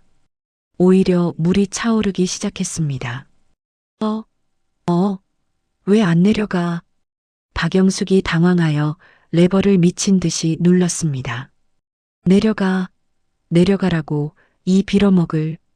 종이 조각들이 둥둥 떠다니며 박영숙을 비웃는 듯 했습니다. 박영숙은 공포에 질려 손을 변기통 안에 집어넣고 종이 뭉치를 쑤셔 넣으려 했습니다. 제발 좀. 그때였습니다. 기익. 화장실 문이 열리는 소리가 들렸습니다. 박영숙은 숨을 헉 멈추고 동작을 멈췄습니다. 누군가 들어온 것 같았습니다. 청소 아줌마인가? 조용히 있으면 나갈 거야. 박영숙은 변기 뚜껑을 덮고 숨을 죽였습니다. 하지만 발자국 소리는 멈추지 않고 박영숙이 있는 칸 앞으로 다가왔습니다. 또각. 익숙한 구두 소리였습니다. 박영숙의 등줄기에 식은 땀이 흘렀습니다. 쾅. 누군가 문을 거칠게 두드렸습니다. 나와. 서늘하고 낮은 목소리. 유지안이었습니다. 박영숙은 심장이 입 밖으로 튀어나올 것만 같았습니다. 지안이니? 나 배가 좀 아파서 문 부수기 전에 나와요. 당장. 유지안의 목소리에는 살기가 서려 있었습니다. 박영숙은 떨리는 손으로 잠금 장치를 풀었습니다. 기익. 문이 열리고 박영숙은 억지 웃음을 지으며 고개를 내밀었습니다. 아유, 지안아. 내가 갑자기 설사가 나서. 유지안은 대꾸도 없이 박영숙을 밀치고 안으로 들어갔습니다. 그리고 변기 뚜껑을 열었습니다. 물에 퉁퉁 불어 떠다니는 종이 조각들. 그 중에는 이행각서라는 글자와 박영숙의 지장이 찍힌 조각이 선명하게 보였습니다. 유지안이 천천히 고개를 돌려 박영숙을 노려보았습니다. 그 눈빛은 엄마가 쓰러져 슬퍼하던 딸의 눈이 아니었습니다. 먹잇감을 노려보는 맹수의 눈빛이었죠. 박영숙이 뒷걸음질치며 변명했습니다. 아니야. 이게 왜 여기 있지? 난 몰라. 내가 안 그랬어. 유지안이 주머니에서 휴대폰을 꺼내 화면을 박영숙의 눈앞에 들이밀었습니다. 화면 속에는 거실에 쓰러진 김혜자를 내버려 두고 가방을 뒤져 서류를 훔치는 박영숙의 모습이 고스란히 재생되고 있었습니다. 집에 설치된 홈 CCTV 앱이었습니다. 박영숙의 얼굴이 흙빛으로 변했습니다. 다리가 풀려 주저앉을 뻔했습니다. 유지안이 박영숙의 멱살을 잡고 벽으로 거칠게 밀어붙였습니다. 쿵. 엄마가 쓰러졌는데 119보다 도둑질이 먼저였어? 지안아, 그게 아니라 내가 잠깐 미쳤었나 봐. 한 번만 용서해줘. 응? 박영숙이 두 손을 비비며 애원했습니다. 유지안이 싸늘하게 웃으며 말했습니다. 용서? 당신은 기회를 걷어찼어. 그것도 아주 잔인하게. 유지안은 변기 속에 손을 집어넣어 젖은 종이 뭉치를 건져냈습니다. 그리고 물이 뚝뚝 떨어지는 종이 뭉치를 박영숙의 얼굴에 던졌습니다. 철서? 차가운 종이 조각들이 박영숙의 뺨을 때리고 바닥으로 떨어졌습니다. 이거 치워. 그리고 기도해. 우리 엄마 깨어날 때까지. 만약 우리 엄마 잘못되면 당신은 감옥에서 평생 썩게 될 테니까. 유지안이 박영숙을 벌레 보듯 내려다보며 덧붙였습니다. 따라와. 엄마 수술 끝날 때까지 한 발자국도 도망갈 생각 마. 유지안이 먼저 화장실을 나갔습니다. 박영숙은 바닥에 흩어진 젖은 종이 조각들을 멍하니 바라보았습니다. 자신의 탐욕이 불러온 참담한 결과였습니다. 그녀는 덜덜 떨리는 손으로 얼굴에 묻은 변기물을 닦아냈습니다. 이제는 도망칠 곳도 숨을 곳도 없었습니다. 박영숙은 비틀거리며 일어나 유지안의 뒤를 따랐습니다. 마치 도살장에 끌려가는 소처럼 그녀의 발걸음은 무겁고 절망적이었습니다. 병원 비상구 계단입니다. 철문이 쾅 닫히는 소리가 서늘하게 울려 퍼졌습니다. 유지안이 박영숙의 팔을 거칠게 뿌리쳤습니다. 박영숙은 비틀거리며 계단 난간을 잡고 겨우 중심을 잡았습니다. 그녀의 얼굴은 공포로 하얗게 질려 있었습니다. 유지안이 휴대폰 화면을 박영숙의 눈앞에 다시 한번 들이밀었습니다. 화면 속에서는 박영숙이 김혜자의 가방을 뒤지고 서류를 훔치는 장면이 무한 반복되고 있었죠. 유지안이 낮지만 서슬퍼런 목소리로 말했습니다. 특수절도의 증거인멸 시도, 게다가 환자에 대한 구호조치 불이행까지. 변호사한테 물어보니 징역 5년은 거뜬하다더군요. 박영숙이 털썩 무릎을 꿇었습니다. 그녀는 유지안의 바짓가랑이를 잡고 손이 발이 되도록 빌었습니다. 지안아, 아니 아가씨, 내가 잠시 마귀가 씌었었나 봅니다. 제발 경찰에만은 넘기지 말아주세요. 마귀요? 당신 욕심이 마귀겠죠. 그래, 내 욕심이 과했어. 다시는 딴 맘 안 먹을게. 응? 제발 한 번만 봐줘요. 유지안은 차가운 눈으로 박영숙을 내려다보았습니다. 당장이라도 경찰서로 끌고 가고 싶었지만 지금은 엄마의 간호와 회사 일이 더 급했습니다. 그리고 감옥에 보내는 것보다 더 혹독한 벌을 줄 생각이었습니다. 유지안이 휴대폰을 주머니에 넣으며 말했습니다.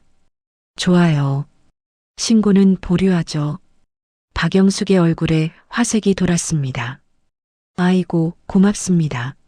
정말 고맙습니다. 대신 조건이 있어요. 오늘부터 당신은 내 허락 없이 이 병원을 한 발자국도 못 나갑니다. 네. 엄마 간호 당신이 다 하세요. 대소변 받아내는 것부터 목욕, 마사지까지 전부 다. 간병인 안 씁니다. 박영숙의 입이 떡 벌어졌습니다. 중환자실 간병은 보통 힘든 일이 아니었으니까요. 유지안이 한 발자국 다가서며 쐐기를 박았습니다. 만약 꾀병을 부리거나 도망치려 하면 그 즉시 이 영상 경찰서로 전송될 겁니다. 알겠어요? 박영숙은 침을 꿀꺽 삼키며 고개를 끄덕였습니다. 아, 알겠습니다. 시키는 대로 다 하겠습니다. 유지안은 뒤도 돌아보지 않고 비상구 문을 열고 나갔습니다. 박영숙은 계단에 주저앉아 자신의 가슴을 치며 한숨을 내쉬었습니다. 아이고, 내 팔자야. 호랑이 피하려다 늑대굴에 들어왔네. 다음 날 아침 JH홀딩스 대회의실입니다. 김혜자의 갑작스러운 부재로 인해 긴급 임원회의가 소집되었습니다. 검은 양복을 입은 임원들이 웅성거리며 불안한 기색을 감추지 못하고 있었습니다. 머리가 희끗한 최 전무가 테이블을 치며 목소리를 높였습니다. 회장님이 쓰러지셨는데 언제 깨어날지도 모르는 상황에서 마냥 기다릴 순 없습니다. 비상대책이 꾸려서 경영권 방어해야죠. 다른 임원들도 고개를 끄덕이며 동조했습니다. 맞습니다. 어린 딸이 하나 있다던데 경영에 대해 뭘 알겠습니까? 우리가 나서야죠. 그때 회의실 문이 열리고 유지안이 들어왔습니다. 화장기 없는 창백한 얼굴이었지만 눈빛만큼은 형형하게 살아있었습니다. 그녀의 뒤로 김혜자의 오른팔인 최 실장이 두꺼운 서류 뭉치를 들고 따라 들어왔습니다. 최 전무가 비웃음을 흘리며 말했습니다. 아이고, 따님께서 여긴 웬일이십니까? 병실이나 지키시지. 유지아는 대꾸 없이 상석인 회장 자리에 앉았습니다. 그리고 임원들을 천천히 둘러보며 입을 열었습니다. 어머니의 위임장을 받아 오늘부로 대표 대행을 맡게 된 유지안입니다. 대표 대행이라니 우린 인정 못합니다. 회사가 무슨 꼬마들 장난터입니까? 최 전무가 벌떡 일어나 삿대질을 했습니다. 유지아는 최 실장에게 눈짓을 했습니다. 최 실장이 들고 있던 서류 뭉치를 최 전무 앞에 쾅 소리가 나도록 내려놓았습니다. 이게 뭡니까? 읽어보세요. 전무님이 작년에 페이퍼 컴퍼니 만들어서 회사 돈 빼돌린 내역입니다. 최 전무의 얼굴이 사색이 되었습니다. 유지안이 차분하게 말을 이었습니다. 거기 앉아 계신 김 이사님은 하청업체 리베이트 받으셨고 박 상무님은 법인 카드로 유흥업소 다니셨더군요. 회의실 안에 찬물을 끼얹은 듯 정적이 흘렀습니다. 임원들은 서로의 눈치만 살피며 식은땀을 흘렸습니다. 김 회자가 만약을 대비해 모아둔 비밀 장부가 빛을 발하는 순간이었습니다. 유지안이 자리에서 일어나며 단호하게 말했습니다. 어머니가 깨어나실 때까지 회사는 제가 이끕니다. 딴 생각 품으신 분들은 지금 사표 쓰세요. 바로 수리해드리고 횡령 혐의로 고소장 접수하겠습니다. 아무도 반박하지 못했습니다. 유지아는 회의실을 나서며 주먹을 꽉 쥐었습니다. 손톱이 살을 파고들 정도로 떨리고 있었지만 그녀는 엄마가 일궈온 회사를 지키기 위해 이를 악물었습니다. 그날 밤 중환자실 면회 시간입니다. 박영숙은 위생복과 마스크를 착용한 채 김혜자의 침대 곁을 지키고 있었습니다. 그녀는 물수건으로 김혜자의 손발을 닦아주며 투덜거렸습니다. 사돈, 정말 너무하는 거 아니요? 나한테 빚 갚으라며 큰 소리 칠 땐 언제고 이렇게 누워서 잠만 자면 답니까? 김혜자는 산소호흡기에 의지한 채 미동도 없었습니다. 박영숙은 김혜자의 굳은 팔을 주무르며 한숨을 쉬었습니다. 처음에는 지안이 무서워서 억지로 하는 신용만 했습니다. 하지만 하루 이틀 시간이 지날수록 박영숙의 마음속에도 묘한 공포가 자리 잡았습니다.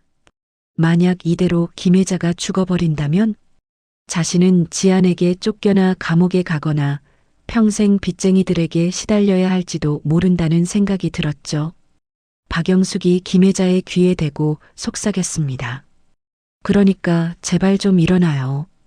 일어나서 나한테 소리도 지르고 걸레질도 시키란 말이야. 심심해 죽겠네, 진짜. 박영숙의 눈가에 눈물이 맺혔습니다. 악어의 눈물인지 진심 어린 걱정인지는 본인도 알 수 없었지만 그녀는 김혜자가 살아나기를 간절히 바랐습니다. 밤 11시 지안이 퇴근 후 병실을 찾았습니다. 지안은 헬쑥해진 얼굴로 김혜자의 손을 잡았습니다. 엄마, 나왔어. 오늘 회사에서 임원들 기다 죽여놓고 왔어. 잘했지? 지안은 눈물을 참으며 엄마에게 하루 일과를 조잘조잘 이야기했습니다. 최 전무 그 사람 얼굴이 빨개져서 아무 말도 못하더라. 엄마가 깨어났으면 배꼽 잡고 웃었을 텐데. 박영숙은 구석 의자에 쭈그리고 앉아 그 모습을 지켜보았습니다. 지안의 어깨가 가늘게 떨리고 있었습니다. 박영숙은 슬그머니 다가가 지안의 등에 담요를 덮어주었습니다. 좀 자더라. 그러다 너까지 쓰러지면 누가 회사 지키니? 지안이 놀란 듯 박영숙을 돌아보았습니다. 박영숙은 헛기침을 하며 시선을 피했습니다. 아니, 네가 쓰러지면 나 감시할 사람 없어서 하는 소리다. 지안은 말없이 고개를 끄덕이고 다시 엄마를 바라보았습니다. 수술 후 2주가 지난 어느 새벽입니다. B-, B-, B-, B-. 고요하던 병실에 요란한 경고음이 울려 퍼졌습니다. 졸고 있던 박영숙이 화들짝 놀라 일어났습니다. 김혜자의 심박수 모니터 수치가 곤두박질 치고 있었습니다. 왜 이래? 사돈. 박영숙이 비명을 지르며 김혜자를 흔들었습니다. 곧이어 의료진들이 우르르 뛰어들어왔습니다. 코드 블루. 심정지 왔습니다. 제세동기 가져와. 의사가 다급하게 외쳤습니다. 복도 의자에서 쪽잠을 자던 지안이 뛰어들어왔지만 간호사들이 그녀를 밖으로 밀어냈습니다. 보호자분, 나가 계세요. 방해됩니다. 엄마, 안 돼. 엄마. 지안은 유리창에 매달려 오열했습니다. 박영숙도 구석으로 밀려나 덜덜 떨며 두 손을 모았습니다. 하느님, 부처님, 제발 살려주세요. 제가 잘못했습니다. 다신 나쁜 짓 안 할게요. 제발 저 여자 좀 살려주세요. 그녀는 주머니에 있던 묵주를 꺼내 꽉 쥐었습니다. 병실 안에서는 의사가 김혜자의 가슴을 압박하며 필사적으로 심폐소생술을 하고 있었습니다.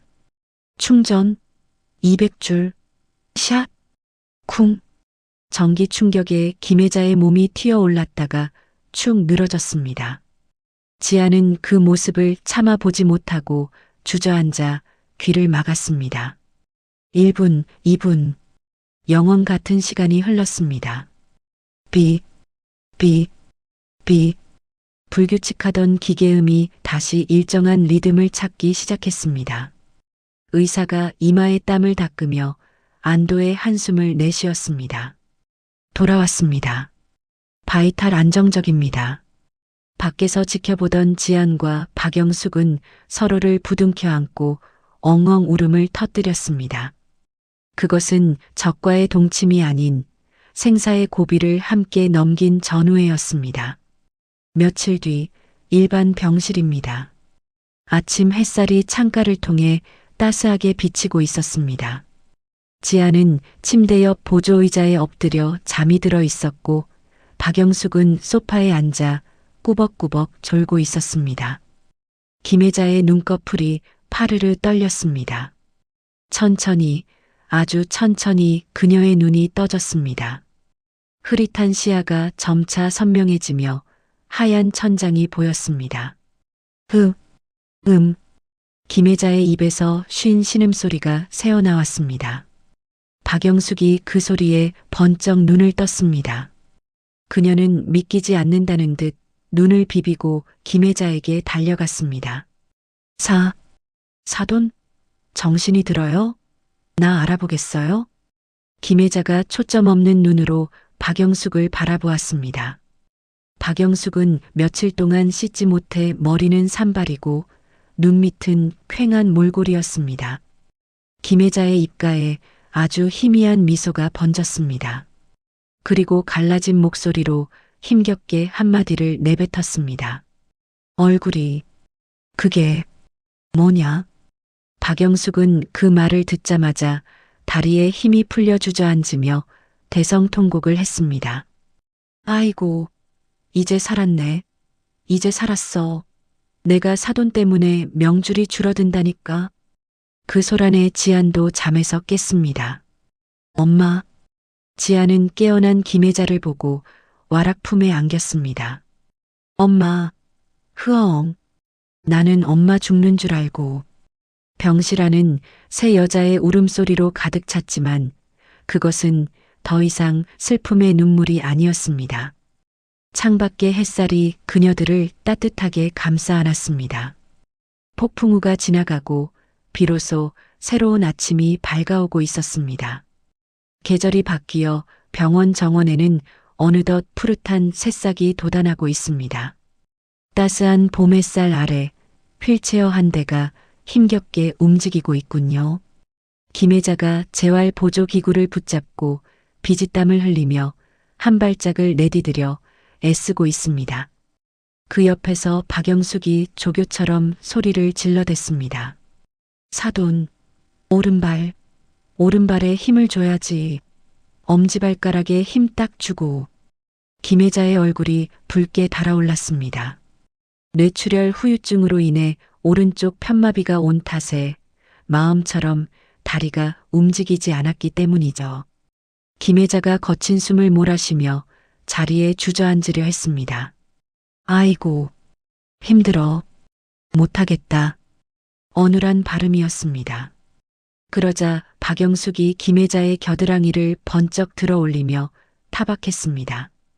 못하긴 뭘 못해요? 벌써 포기하면 어떡해? 나한테 빌려준 돈 다 떼일 작정이에요? 돈. 그래요. 돈 받으려면 악착같이 걸어서 나를 볶아쳐야 할 거 아니에요. 이렇게 누워만 있으면 내가 빚 갚을 맛이 나겠어요? 박영숙의 논리는 기가 찼지만 묘하게 김혜자의 승부욕을 자극했습니다. 김혜자가 이를 악물고 다시 다리에 힘을 주었습니다. 그래, 갚아야지. 내 돈. 그렇지. 하나, 둘. 아이고 잘한다. 박영숙은 김혜자의 엉덩이를 팡팡 두드리며 호들갑을 떨었습니다. 이제는 지안의 감시 때문이 아니었습니다. 지난 3개월간 김혜자의 대소변을 받아내고 밥을 떠먹여주면서 박영숙에게는 알 수 없는 전후에 같은 것이 생겨버렸으니까요. 게다가 김혜자가 죽다 살아난 그날 밤 박영숙도 무언가 크게 깨달은 것이 있었습니다. 돈도 명예도 죽음 앞에서는 부질없다는 것을 말이죠. 박영숙이 손수건으로 김혜자의 이마에 맺힌 땀을 닦아주며 중얼거렸습니다. 그러게 평소에 운동 좀 하지 그랬어요. 돈만 벌러 다니느라 몸이 이 지경이 된 거 아니오. 시끄러. 물이나 줘. 옛답 물. 아주 상전이 따로 없어. 박영숙은 투덜거리면서도 빨대 꽂은 물병을 김혜자의 입에 대주었습니다. 멀리서 이 모습을 지켜보던 유지안의 입가에 옅은 미소가 번졌습니다. 옆에 서 있던 최민호가 도시락 가방을 들어 보이며 말했습니다.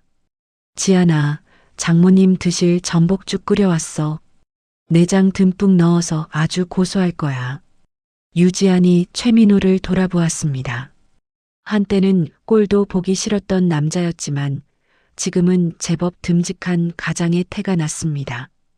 최민호는 다니던 직장을 휴직하고 육아 서적을 탐독하며 지안의 외조에 전념하고 있었거든요. 고마워. 엄마가 민호 씨 죽은 잘 드시더라. 다행이다. 아, 그리고 우리 엄마가 사과 깎는 법도 배웠대. 장모님 과일 드셔야 한다고. 유지아는 병원 벤치에 나란히 앉아 쉬고 있는 두 어머니를 바라보았습니다. 박영숙이 김혜자의 어깨를 주무르며 쉴 새 없이 수다를 떨고 김혜자는 귀찮다는 듯 고개를 돌리면서도 박영숙의 손길을 거부하지 않고 있었습니다. 유지안이 나직하게 말했습니다. 민호 씨, 나 어머님 용서한 건 아니야. 그날 화장실 일은 평생 못 잊어. 알아. 엄마가 죽을 죄를 지었지. 내가 대신 사과할게. 미안해, 지안아. 최민호가 고개를 숙였습니다. 유지안이 최민호의 손을 잡으며 말을 이었습니다. 하지만 지금 저 모습은 거짓이 아닌 것 같아서, 엄마한테 말동무가 생긴 것 같아서 당분간은 그냥 두려고. 두 사람의 시선 끝에는 티격태격하며 웃고 있는 김혜자와 박영숙이 그림처럼 앉아 있었습니다. 시간은 흘러 퇴원 날이 다가왔습니다. 김혜자는 아직 걷는 것이 불편했지만 지안의 결혼식만큼은 예정대로 치르겠다고 고집을 피웠습니다. 박영숙이 더 신이 나서 나섰습니다. 사돈, 걱정 말아요. 내가 휠체어 뒤에서 꽉 잡고 있을 테니까. 그리고 혼주 메이크업은 내가 아는 원장한테 예약해뒀어요. 기미 잡티 싹 가려준대. 비싼 거 아니냐? 아유, 돈 걱정은 하덜덜 말아요. 내 비상금 털어서 해주는 거니까. 박영숙이 짐을 챙기며 너스레를 떨었습니다. 김혜자는 못 이기는 척 고개를 끄덕였습니다. 드디어 결혼식 당일입니다. 서울의 한 특급 호텔 웨딩홀 로비가 하객들로 북적였습니다. 김혜자는 휠체어에 앉아 있었지만 짙은 보라색 저고리의 한복을 입은 자태는 누구보다 기품이 넘쳤습니다. 비록 한쪽 손이 조금 부자연스러웠지만 그녀의 눈빛만은 마담 H 시절의 카리스마를 되찾고 있었죠. 박영숙은 김혜자의 옆에 딱 붙어서 비서실장처럼 움직였습니다. 자자, 이쪽으로 와서 인사하세요. 신부 어머님이십니다. 그때 화려한 옷을 차려입은 중년 여성 무리가 다가왔습니다. 과거 박영숙과 어울려 다니며 돈 자랑을 하던 청담동 지인들이었습니다. 한 여자가 휠체어에 앉은 김혜자를 보며 콧방귀를 뀌었습니다. 어머, 영수가. 사돈이 몸이 많이 불편하신가 봐? 네가 고생이 많겠다. 격 떨어지게 휠체어라니. 다른 여자들도 키득거리며 비웃음을 흘렸습니다. 예전에 박영숙이라면 창피해서 얼굴을 붉히거나 같이 사돈 흉을 보며 맞장구를 쳤을 겁니다. 하지만 지금의 박영숙은 달랐습니다. 박영숙이 눈을 부라리며 여자들을 쏘아붙였습니다. 이봐요, 김 여사. 말 조심해. 이분이 누구신 줄 알아? 누구긴 누구야. 너네 며느리 엄마지. 이분이 바로 그 유명한 JH홀딩스 김혜자 회장님이셔. 알지도 못하면서 어디서 주둥이를 함부로 놀려? 뭐? JH홀딩스? 여자들의 눈이 휘둥그레졌습니다. 박영숙이 턱을 치켜들고 자랑스럽게 말했습니다. 몸이 불편하신 건 영광의 상처야. 자식 키우고 회사 키우느라 고생하셔서 그런 거라고. 너희들처럼 골프나 치러 다니면서 허송세월한 분이 아니란 말이야. 김혜자가 놀란 눈으로 박영숙을 올려다보았습니다. 박영숙은 김혜자의 무릎 담요를 매무새 있게 정리해주며 덧붙였습니다. 인사들 똑바로 해. 나한테 막말하는 건 참아도 우리 사돈어른 무시하는 건 내가 못 참으니까. 지인들은 기에 눌려 쭈뼛거리며 김혜자에게 허리를 숙였습니다. 아, 몰라봬서 죄송합니다, 회장님. 김혜자는 박영숙의 손등을 툭 치며 어눌하게 말했습니다. 그만해. 사람들 보잖아. 하지만 김혜자의 입가에는 흐뭇한 미소가 걸려 있었습니다. 웅장한 음악과 함께 예식이 시작되었습니다. 사회자의 개식 선언에 이어 신랑 입장이 끝났습니다. 그리고 대망의 신부 입장 순서. 신부 입장. 육중한 문이 열리고 눈부신 웨딩드레스를 입은 유지안이 모습을 드러냈습니다. 보통은 아버지의 손을 잡고 들어가지만 유지안은 혼자였습니다. 하지만 그녀의 발걸음은 그 어느 때보다 당당하고 힘찼습니다. 하객들의 박수갈채 속에 유지안이 버진 로드를 걸어왔습니다. 혼주석에 앉아있던 김혜자의 눈시울이 붉어졌습니다. 홀로 딸을 키우며 겪었던 온갖 서름과 고생들이 주마등처럼 스쳐 지나갔습니다. 우리 딸, 잘 컸다. 정말 잘 컸어.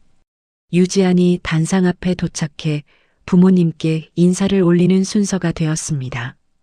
지안과 민호가 김혜자와 박영숙을 향해 큰 절을 올렸습니다. 김혜자는 떨리는 손으로 휠체어 팔걸이를 잡고 몸을 일으키려 했습니다. 박영숙이 놀라 부축하려 했지만 김혜자가 손을 저어 만류했습니다. 김혜자는 온 힘을 다해 비틀거리며 일어섰습니다. 그리고 지안에게 다가가 떨리는 손으로 딸의 뺨을 어루만졌습니다. 지안아, 예쁘다. 우리 딸. 어눌하지만 진심이 담긴 그 한마디에 참았던 지안의 눈물이 툭 터지고 말았습니다. 엄마, 고마워. 나 키워줘서 고마워. 지안이 김혜자를 와락 끌어안았습니다. 식장은 눈물바다가 되었습니다. 옆에 서 있던 박영숙도 손수건으로 코를 팽 풀며 눈물을 쏟았습니다. 아이고, 주책맞게 눈물은 왜 나고 지랄이야.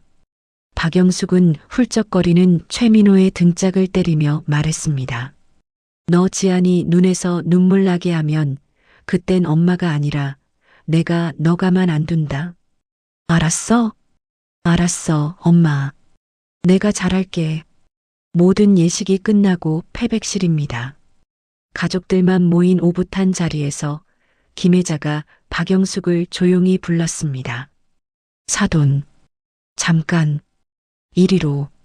네, 왜 그러세요? 물 드려요? 박영숙이 쪼르르 달려왔습니다. 김혜자는 품속에서 낡은 통장 하나를 꺼내 박영숙에게 내밀었습니다. 이게 뭐예요? 박영숙이 어리둥절한 표정으로 통장을 받아 펼쳐보았습니다. 그 안에는 꽤 큰 액수의 돈이 찍혀 있었습니다. 김혜자가 덤덤하게 말했습니다. 내 병수발, 등값이야. 간병비라고. 생각해. 아니, 회장님, 제가 돈 바라고 한 거 아닙니다. 저 진짜로. 박영숙이 손사래를 쳤지만 김혜자는 박영숙의 손을 꽉 잡았습니다. 그리고 박영숙의 눈을 똑바로 바라보며 말했습니다. 알아. 자네 진심. 그러니까 받아. 그리고 빚은 이걸로 퉁치자. 네. 박영숙의 눈이 토끼 눈처럼 커졌습니다. 그 어마어마한 빚을 간병비 명목으로 탕감해 주겠다는 것이었습니다. 사돈, 지금 제정신이세요? 그 큰 돈을. 지안이, 시어머니잖아. 내 딸, 잘 봐달라는 뇌물이야. 김혜자가 개구쟁이처럼 찡긋 웃어 보였습니다. 박영숙은 통장을 가슴에 품고 그 자리에 주저앉아 대성통곡을 했습니다.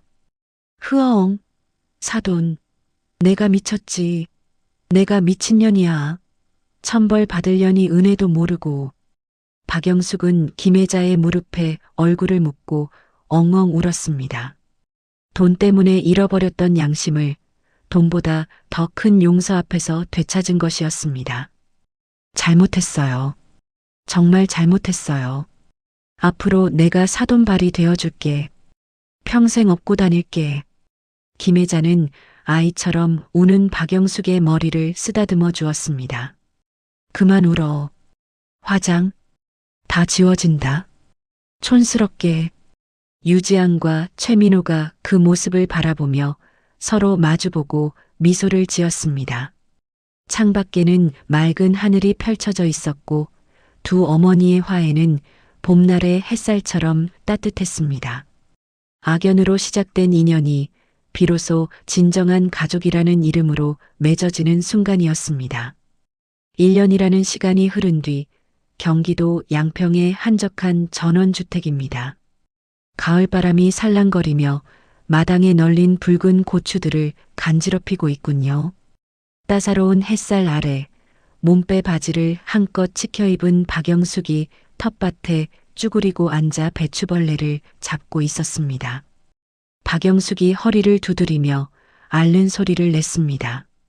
아이고, 내 허리야. 사돈, 이거 배추 농사는 영 글렀어요. 벌레가 반이라니까요. 조금 떨어진 곳에서 김혜자가 지팡이를 짚고 천천히 걸어오고 있었습니다. 1년 전만 해도 휠체어 없이는 움직이지 못했던 그녀였지만 지금은 제법 힘차게 흙바닥을 딛고 서 있었죠. 김혜자가 지팡이로 배추를 톡 건드리며 말했습니다. 엄살 부리지 마. 자니가 게을러서 벌레 잡는 시기를 놓친 거잖아. 어머, 무슨 섭섭한 말씀을 그렇게 하세요? 내가 이 떼약볕에 김이 생기는 것도 감수하고 매일 물을 퍼다 날랐는데. 박영숙이 억울하다는 듯 입술을 삐죽거렸습니다. 청담동에서 명품 쇼핑만 하러 다니던 그녀의 손에는 이제 흙투성이 장갑이 끼워져 있었습니다. 하지만 그 모습이 예전보다 훨씬 더 생기 있어 보였습니다. 김혜자가 혀를 차며 웃었습니다. 그 정성으로 밭을 맸으면 배추가 수박만 해졌겠다. 잔소리 말고 저쪽 문화 좀 뽑아. 아유, 알겠어요, 회장님. 시키면 해야지. 힘없는 내가 무슨 수가 있나. 박영숙은 투덜거리면서도 엉덩이를 들썩이며 무밭으로 이동했습니다. 그때 마을 입구에서 검은색 세단 한 대가 먼지를 일으키며 들어왔습니다. 박영숙이 벌떡 일어나 흙 묻은 장갑을 흔들었습니다. 어머, 애들 온다. 지안아, 민호야. 차가 마당에 멈추고 운전석에서 최민호가 먼저 내렸습니다. 그는 뒷좌석 문을 조심스럽게 열며 에스코트했습니다. 지안아, 천천히 내려. 발밑 조심하고. 차에서 내린 유지안의 배는 남산만하게 불러 있었습니다. 임신 8개월 차, 만삭에 가까운 몸이었죠. 유지안이 허리를 받치고 뒤뚱거리며 걸어오자 김혜자의 눈가에 주름이 지도록 환한 미소가 번졌습니다. 유지안이 활짝 웃으며 인사했습니다. 엄마, 장모님, 저희 왔어요. 뭐냐? 오느라 고생했다. 차 막히지는 않았고? 김혜자가 유지안의 손을 잡으며 물었습니다. 박영숙이 흙 묻은 장갑을 벗어 던지고 유지안의 배로 달려들었습니다. 아이고, 우리 똥강아지. 할머니가 얼마나 보고 싶었는지 아니? 박영숙은 유지안의 불룩한 배에 귀를 갖다 대며 호들갑을 떨었습니다. 어머, 어머, 얘 발 차는 것 좀 봐. 아주 장군감이야. 축구 선수를 시켜야 하나? 최민호가 양손 가득 선물 꾸러미를 들고 오며 웃었습니다. 엄마, 딸이에요. 의사 선생님이 공주님이라고 했잖아. 아, 맞다. 공주님이지. 그럼 발레리나를 시켜야겠네. 박영숙이 주머니에서 꼬깃꼬깃한 봉투 하나를 꺼내 유지안의 손에 쥐어주었습니다. 자, 이거 받아라. 우리 손녀 태어나면 줄 기저귀 갑시다. 유지안이 봉투를 열어보더니 눈을 동그랗게 떴습니다. 어머니, 이거 주식 양도증 아니에요? 이 귀한 걸. 아유, 넣어둬. 내가 가지고 있어봤자 쓸데도 없고 나중에 우리 손녀 대학 갈 때 보태 쓰라고 해. 사실 그 주식은 김혜자가 박영숙의 노후를 위해 증여해 준 것이었습니다. 하지만 박영숙은 마치 자신이 평생 모은 재산인 양생색을 내고 있었죠. 김혜자는 그 모습을 보고 피식 웃으며 고개를 저었습니다. 자네는 빈 껍데기만 남아서 뭘 먹고 살려고 그래? 걱정 말아요. 사돈이 밥 굶기기야 하겠어? 평생 얹혀 살 건데 뭐. 박영숙의 뻔뻔하지만 미워할 수 없는 대답에 마당에는 웃음꽃이 피었습니다. 해질녘 마당의 평상 위에 푸짐한 저녁상이 차려졌습니다. 지글지글 익어가는 삼겹살 냄새가 마당 가득 퍼졌습니다. 최민호가 고기를 굽고 박영숙은 텃밭에서 갓 따온 상추와 깻잎을 씻어왔습니다. 유지안이 김혜자의 접시에 잘 익은 고기 한 점을 올려주며 말했습니다. 엄마, 많이 드세요. 요즘 재활 운동하느라 힘들지? 괜찮다. 내 시어머니가 하도 복가돼서 쉴 틈이 있어야지. 어머, 내가 언제 복가됐다고 그래요? 다 사돈 건강 생각해서 그런 거지. 박영숙이 쌈장을 듬뿍 찍은 고추를 베어 물며 대꾸했습니다. 김혜자는 묵묵히 밥을 씹으며 마당 풍경을 바라보았습니다. 1년 전만 해도 상상조차 할 수 없었던 평화였습니다. 돈과 복수심으로 가득 찼던 인생이 비워지고 그 자리에 가족이라는 따뜻함이 채워져 있었습니다. 최민호가 소주잔을 채우며 조심스럽게 입을 열었습니다. 장모님, 회사 일은 걱정 마세요. 지안이가 이번에 해외 수출권도 따냈거든요. 아주 난리 났습니다. 그래, 우리 딸 장하네. 역시 내 피를 물려받아서 달라. 김혜자가 흐뭇하게 웃자 박영숙이 끼어들었습니다. 그럼 누구 며느린데? 내가 복덩이를 알아보고 며느리 삼으려고 얼마나 공을 들였는데 그래. 유지안이 어이없다는 듯 웃음을 터뜨렸습니다. 어머니 예전에 저보고 근본 없다고 반대하셨던 거 기억 안 나세요? 박영숙이 뜨끔하며 헛기침을 했습니다. 야, 너는 좋은 날에 왜 옛날 얘기를 꺼내고 그러니? 내가 그때는 잠깐 눈에 뭐가 씌어서 그랬던 거지. 박영숙의 목소리가 점점 기어들어갔습니다. 그녀는 소주 한 잔을 단숨에 털어넣더니 진지한 표정으로 김혜자를 바라보았습니다. 사돈, 내가 진짜 그때는 미쳤었나 봐요. 돈에 눈이 멀어서 사람 귀한 줄도 모르고 내가 죽을 죄를 지었어요. 분위기가 잠시 숙연해졌습니다. 박영숙의 눈가가 촉촉하게 젖어들었습니다. 김혜자는 말없이 상추 한 장을 집어들었습니다. 그리고 밥과 고기, 마늘을 얹어 크게 쌈을 쌌습니다. 김혜자가 쌈을 박영숙의 입가에 쑥 내밀었습니다. 아해. 네. 입 벌려. 시끄러우니까 입 좀 막게. 박영숙이 얼떨결에 입을 벌리자 김혜자가 쌈을 입안 가득 넣어주었습니다. 우물, 우물. 박영숙은 볼이 미어터지라 쌈을 씹으며 눈물을 글썽였습니다. 그것은 100마디 말보다 더 따뜻한 용서였습니다. 김혜자가 무심하게 툭 던졌습니다. 지난 일은 잊어. 지금 이렇게 같이 밥 먹고 있으면 된 거지. 사돈. 고마워요. 진짜 고마워요. 박영숙은 입가에 묻은 쌈장을 닦으며 울다가 웃다가를 반복했습니다. 유지아는 그 모습을 보며 가슴 한구석이 찡해오는 것을 느꼈습니다. 식사가 끝나고 세 여자는 나란히 툇마루에 앉았습니다. 하늘은 붉은 노을로 물들어가고 저 멀리서 개 짖는 소리가 평화롭게 들려왔습니다. 김혜자가 지팡이를 옆에 내려놓고 유지안의 어깨에 기대어 앉았습니다.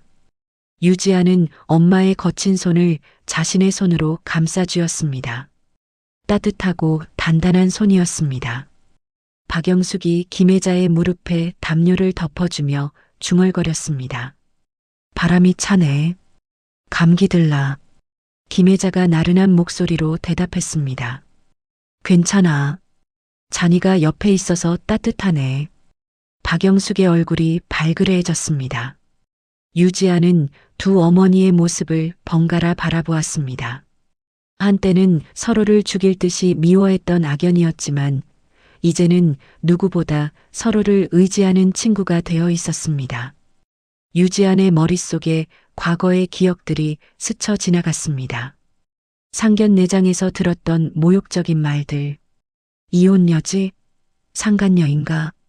그 날카로운 말들이 엄마의 가슴을 얼마나 후벼 팠을지 짐작조차 가지 않았습니다.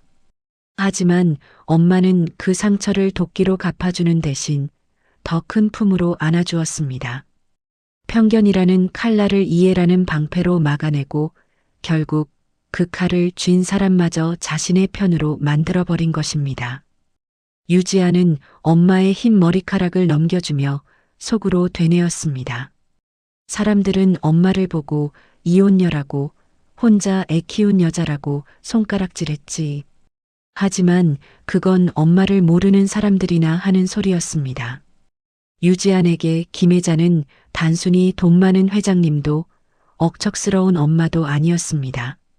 어떤 시련이 닥쳐도 결코 무릎 꿇지 않고 가족을 위해서라면 기꺼이 악마가 되기도 하고 천사가 되기도 하는 사람. 유지안의 시선이 김혜자의 낡은 이지 폴더폰으로 향했습니다. 마루 위에 놓인 폴더폰의 화면이 깜빡였습니다. 배경화면 속에는 갓난아기였던 지안을 안고 환하게 웃고 있는 젊은 시절의 김혜자가 있었습니다. 가진 것 하나 없이 맨주먹으로 세상을 상대해야 했던 그 시절의 엄마. 유지아는 뱃속의 아이를 쓰다듬으며 나직하게 독백했습니다. 엄마는 이혼녀도 상간녀도 아니야. 붉게 타오르는 노을 아래 세 여자의 그림자가 하나로 겹쳐졌습니다. 어디선가 불어온 가을바람에 김혜자의 낡은 폴더폰이 달그락거렸습니다. 마치 엄마의 고단했지만 위대했던 삶을 이야기하듯 말이죠. 유지안의 입가에 잔잔한 미소가 번지며 마음속의 이야기가 끝을 맺었습니다. 우리 엄마는 전설이야. 카메라가 점점 멀어지며 평화로운 전원주택의 풍경이 한 폭의 그림처럼 담깁니다. 그리고 화면 하단에 묵직한 자막이 떠올랐습니다. 엄마, 그 위대한 이름에 바칩니다. 화면이 서서히 암전되며 길고도 치열했던 두 어머니의 이야기는 막을 내렸습니다. 네, 오늘 준비한 이야기는 여기까지입니다. 처음에는 예비 사돈의 모욕적인 언사에 가슴이 철렁했지만 통쾌한 참교육 끝에 찾아온 따뜻한 용서와 화해가 긴 여운을 남기는 사연이었습니다. 김혜자님이 보여주신 전설은 어쩌면 수백억의 자산이나 화려한 배경이 아니라 자식을 위해서라면 기꺼이 자신을 낮추기도 하고 또 세상 그 누구보다 당당하게 맞서기도 했던 그 강인한 모성애가 아닐까 싶습니다.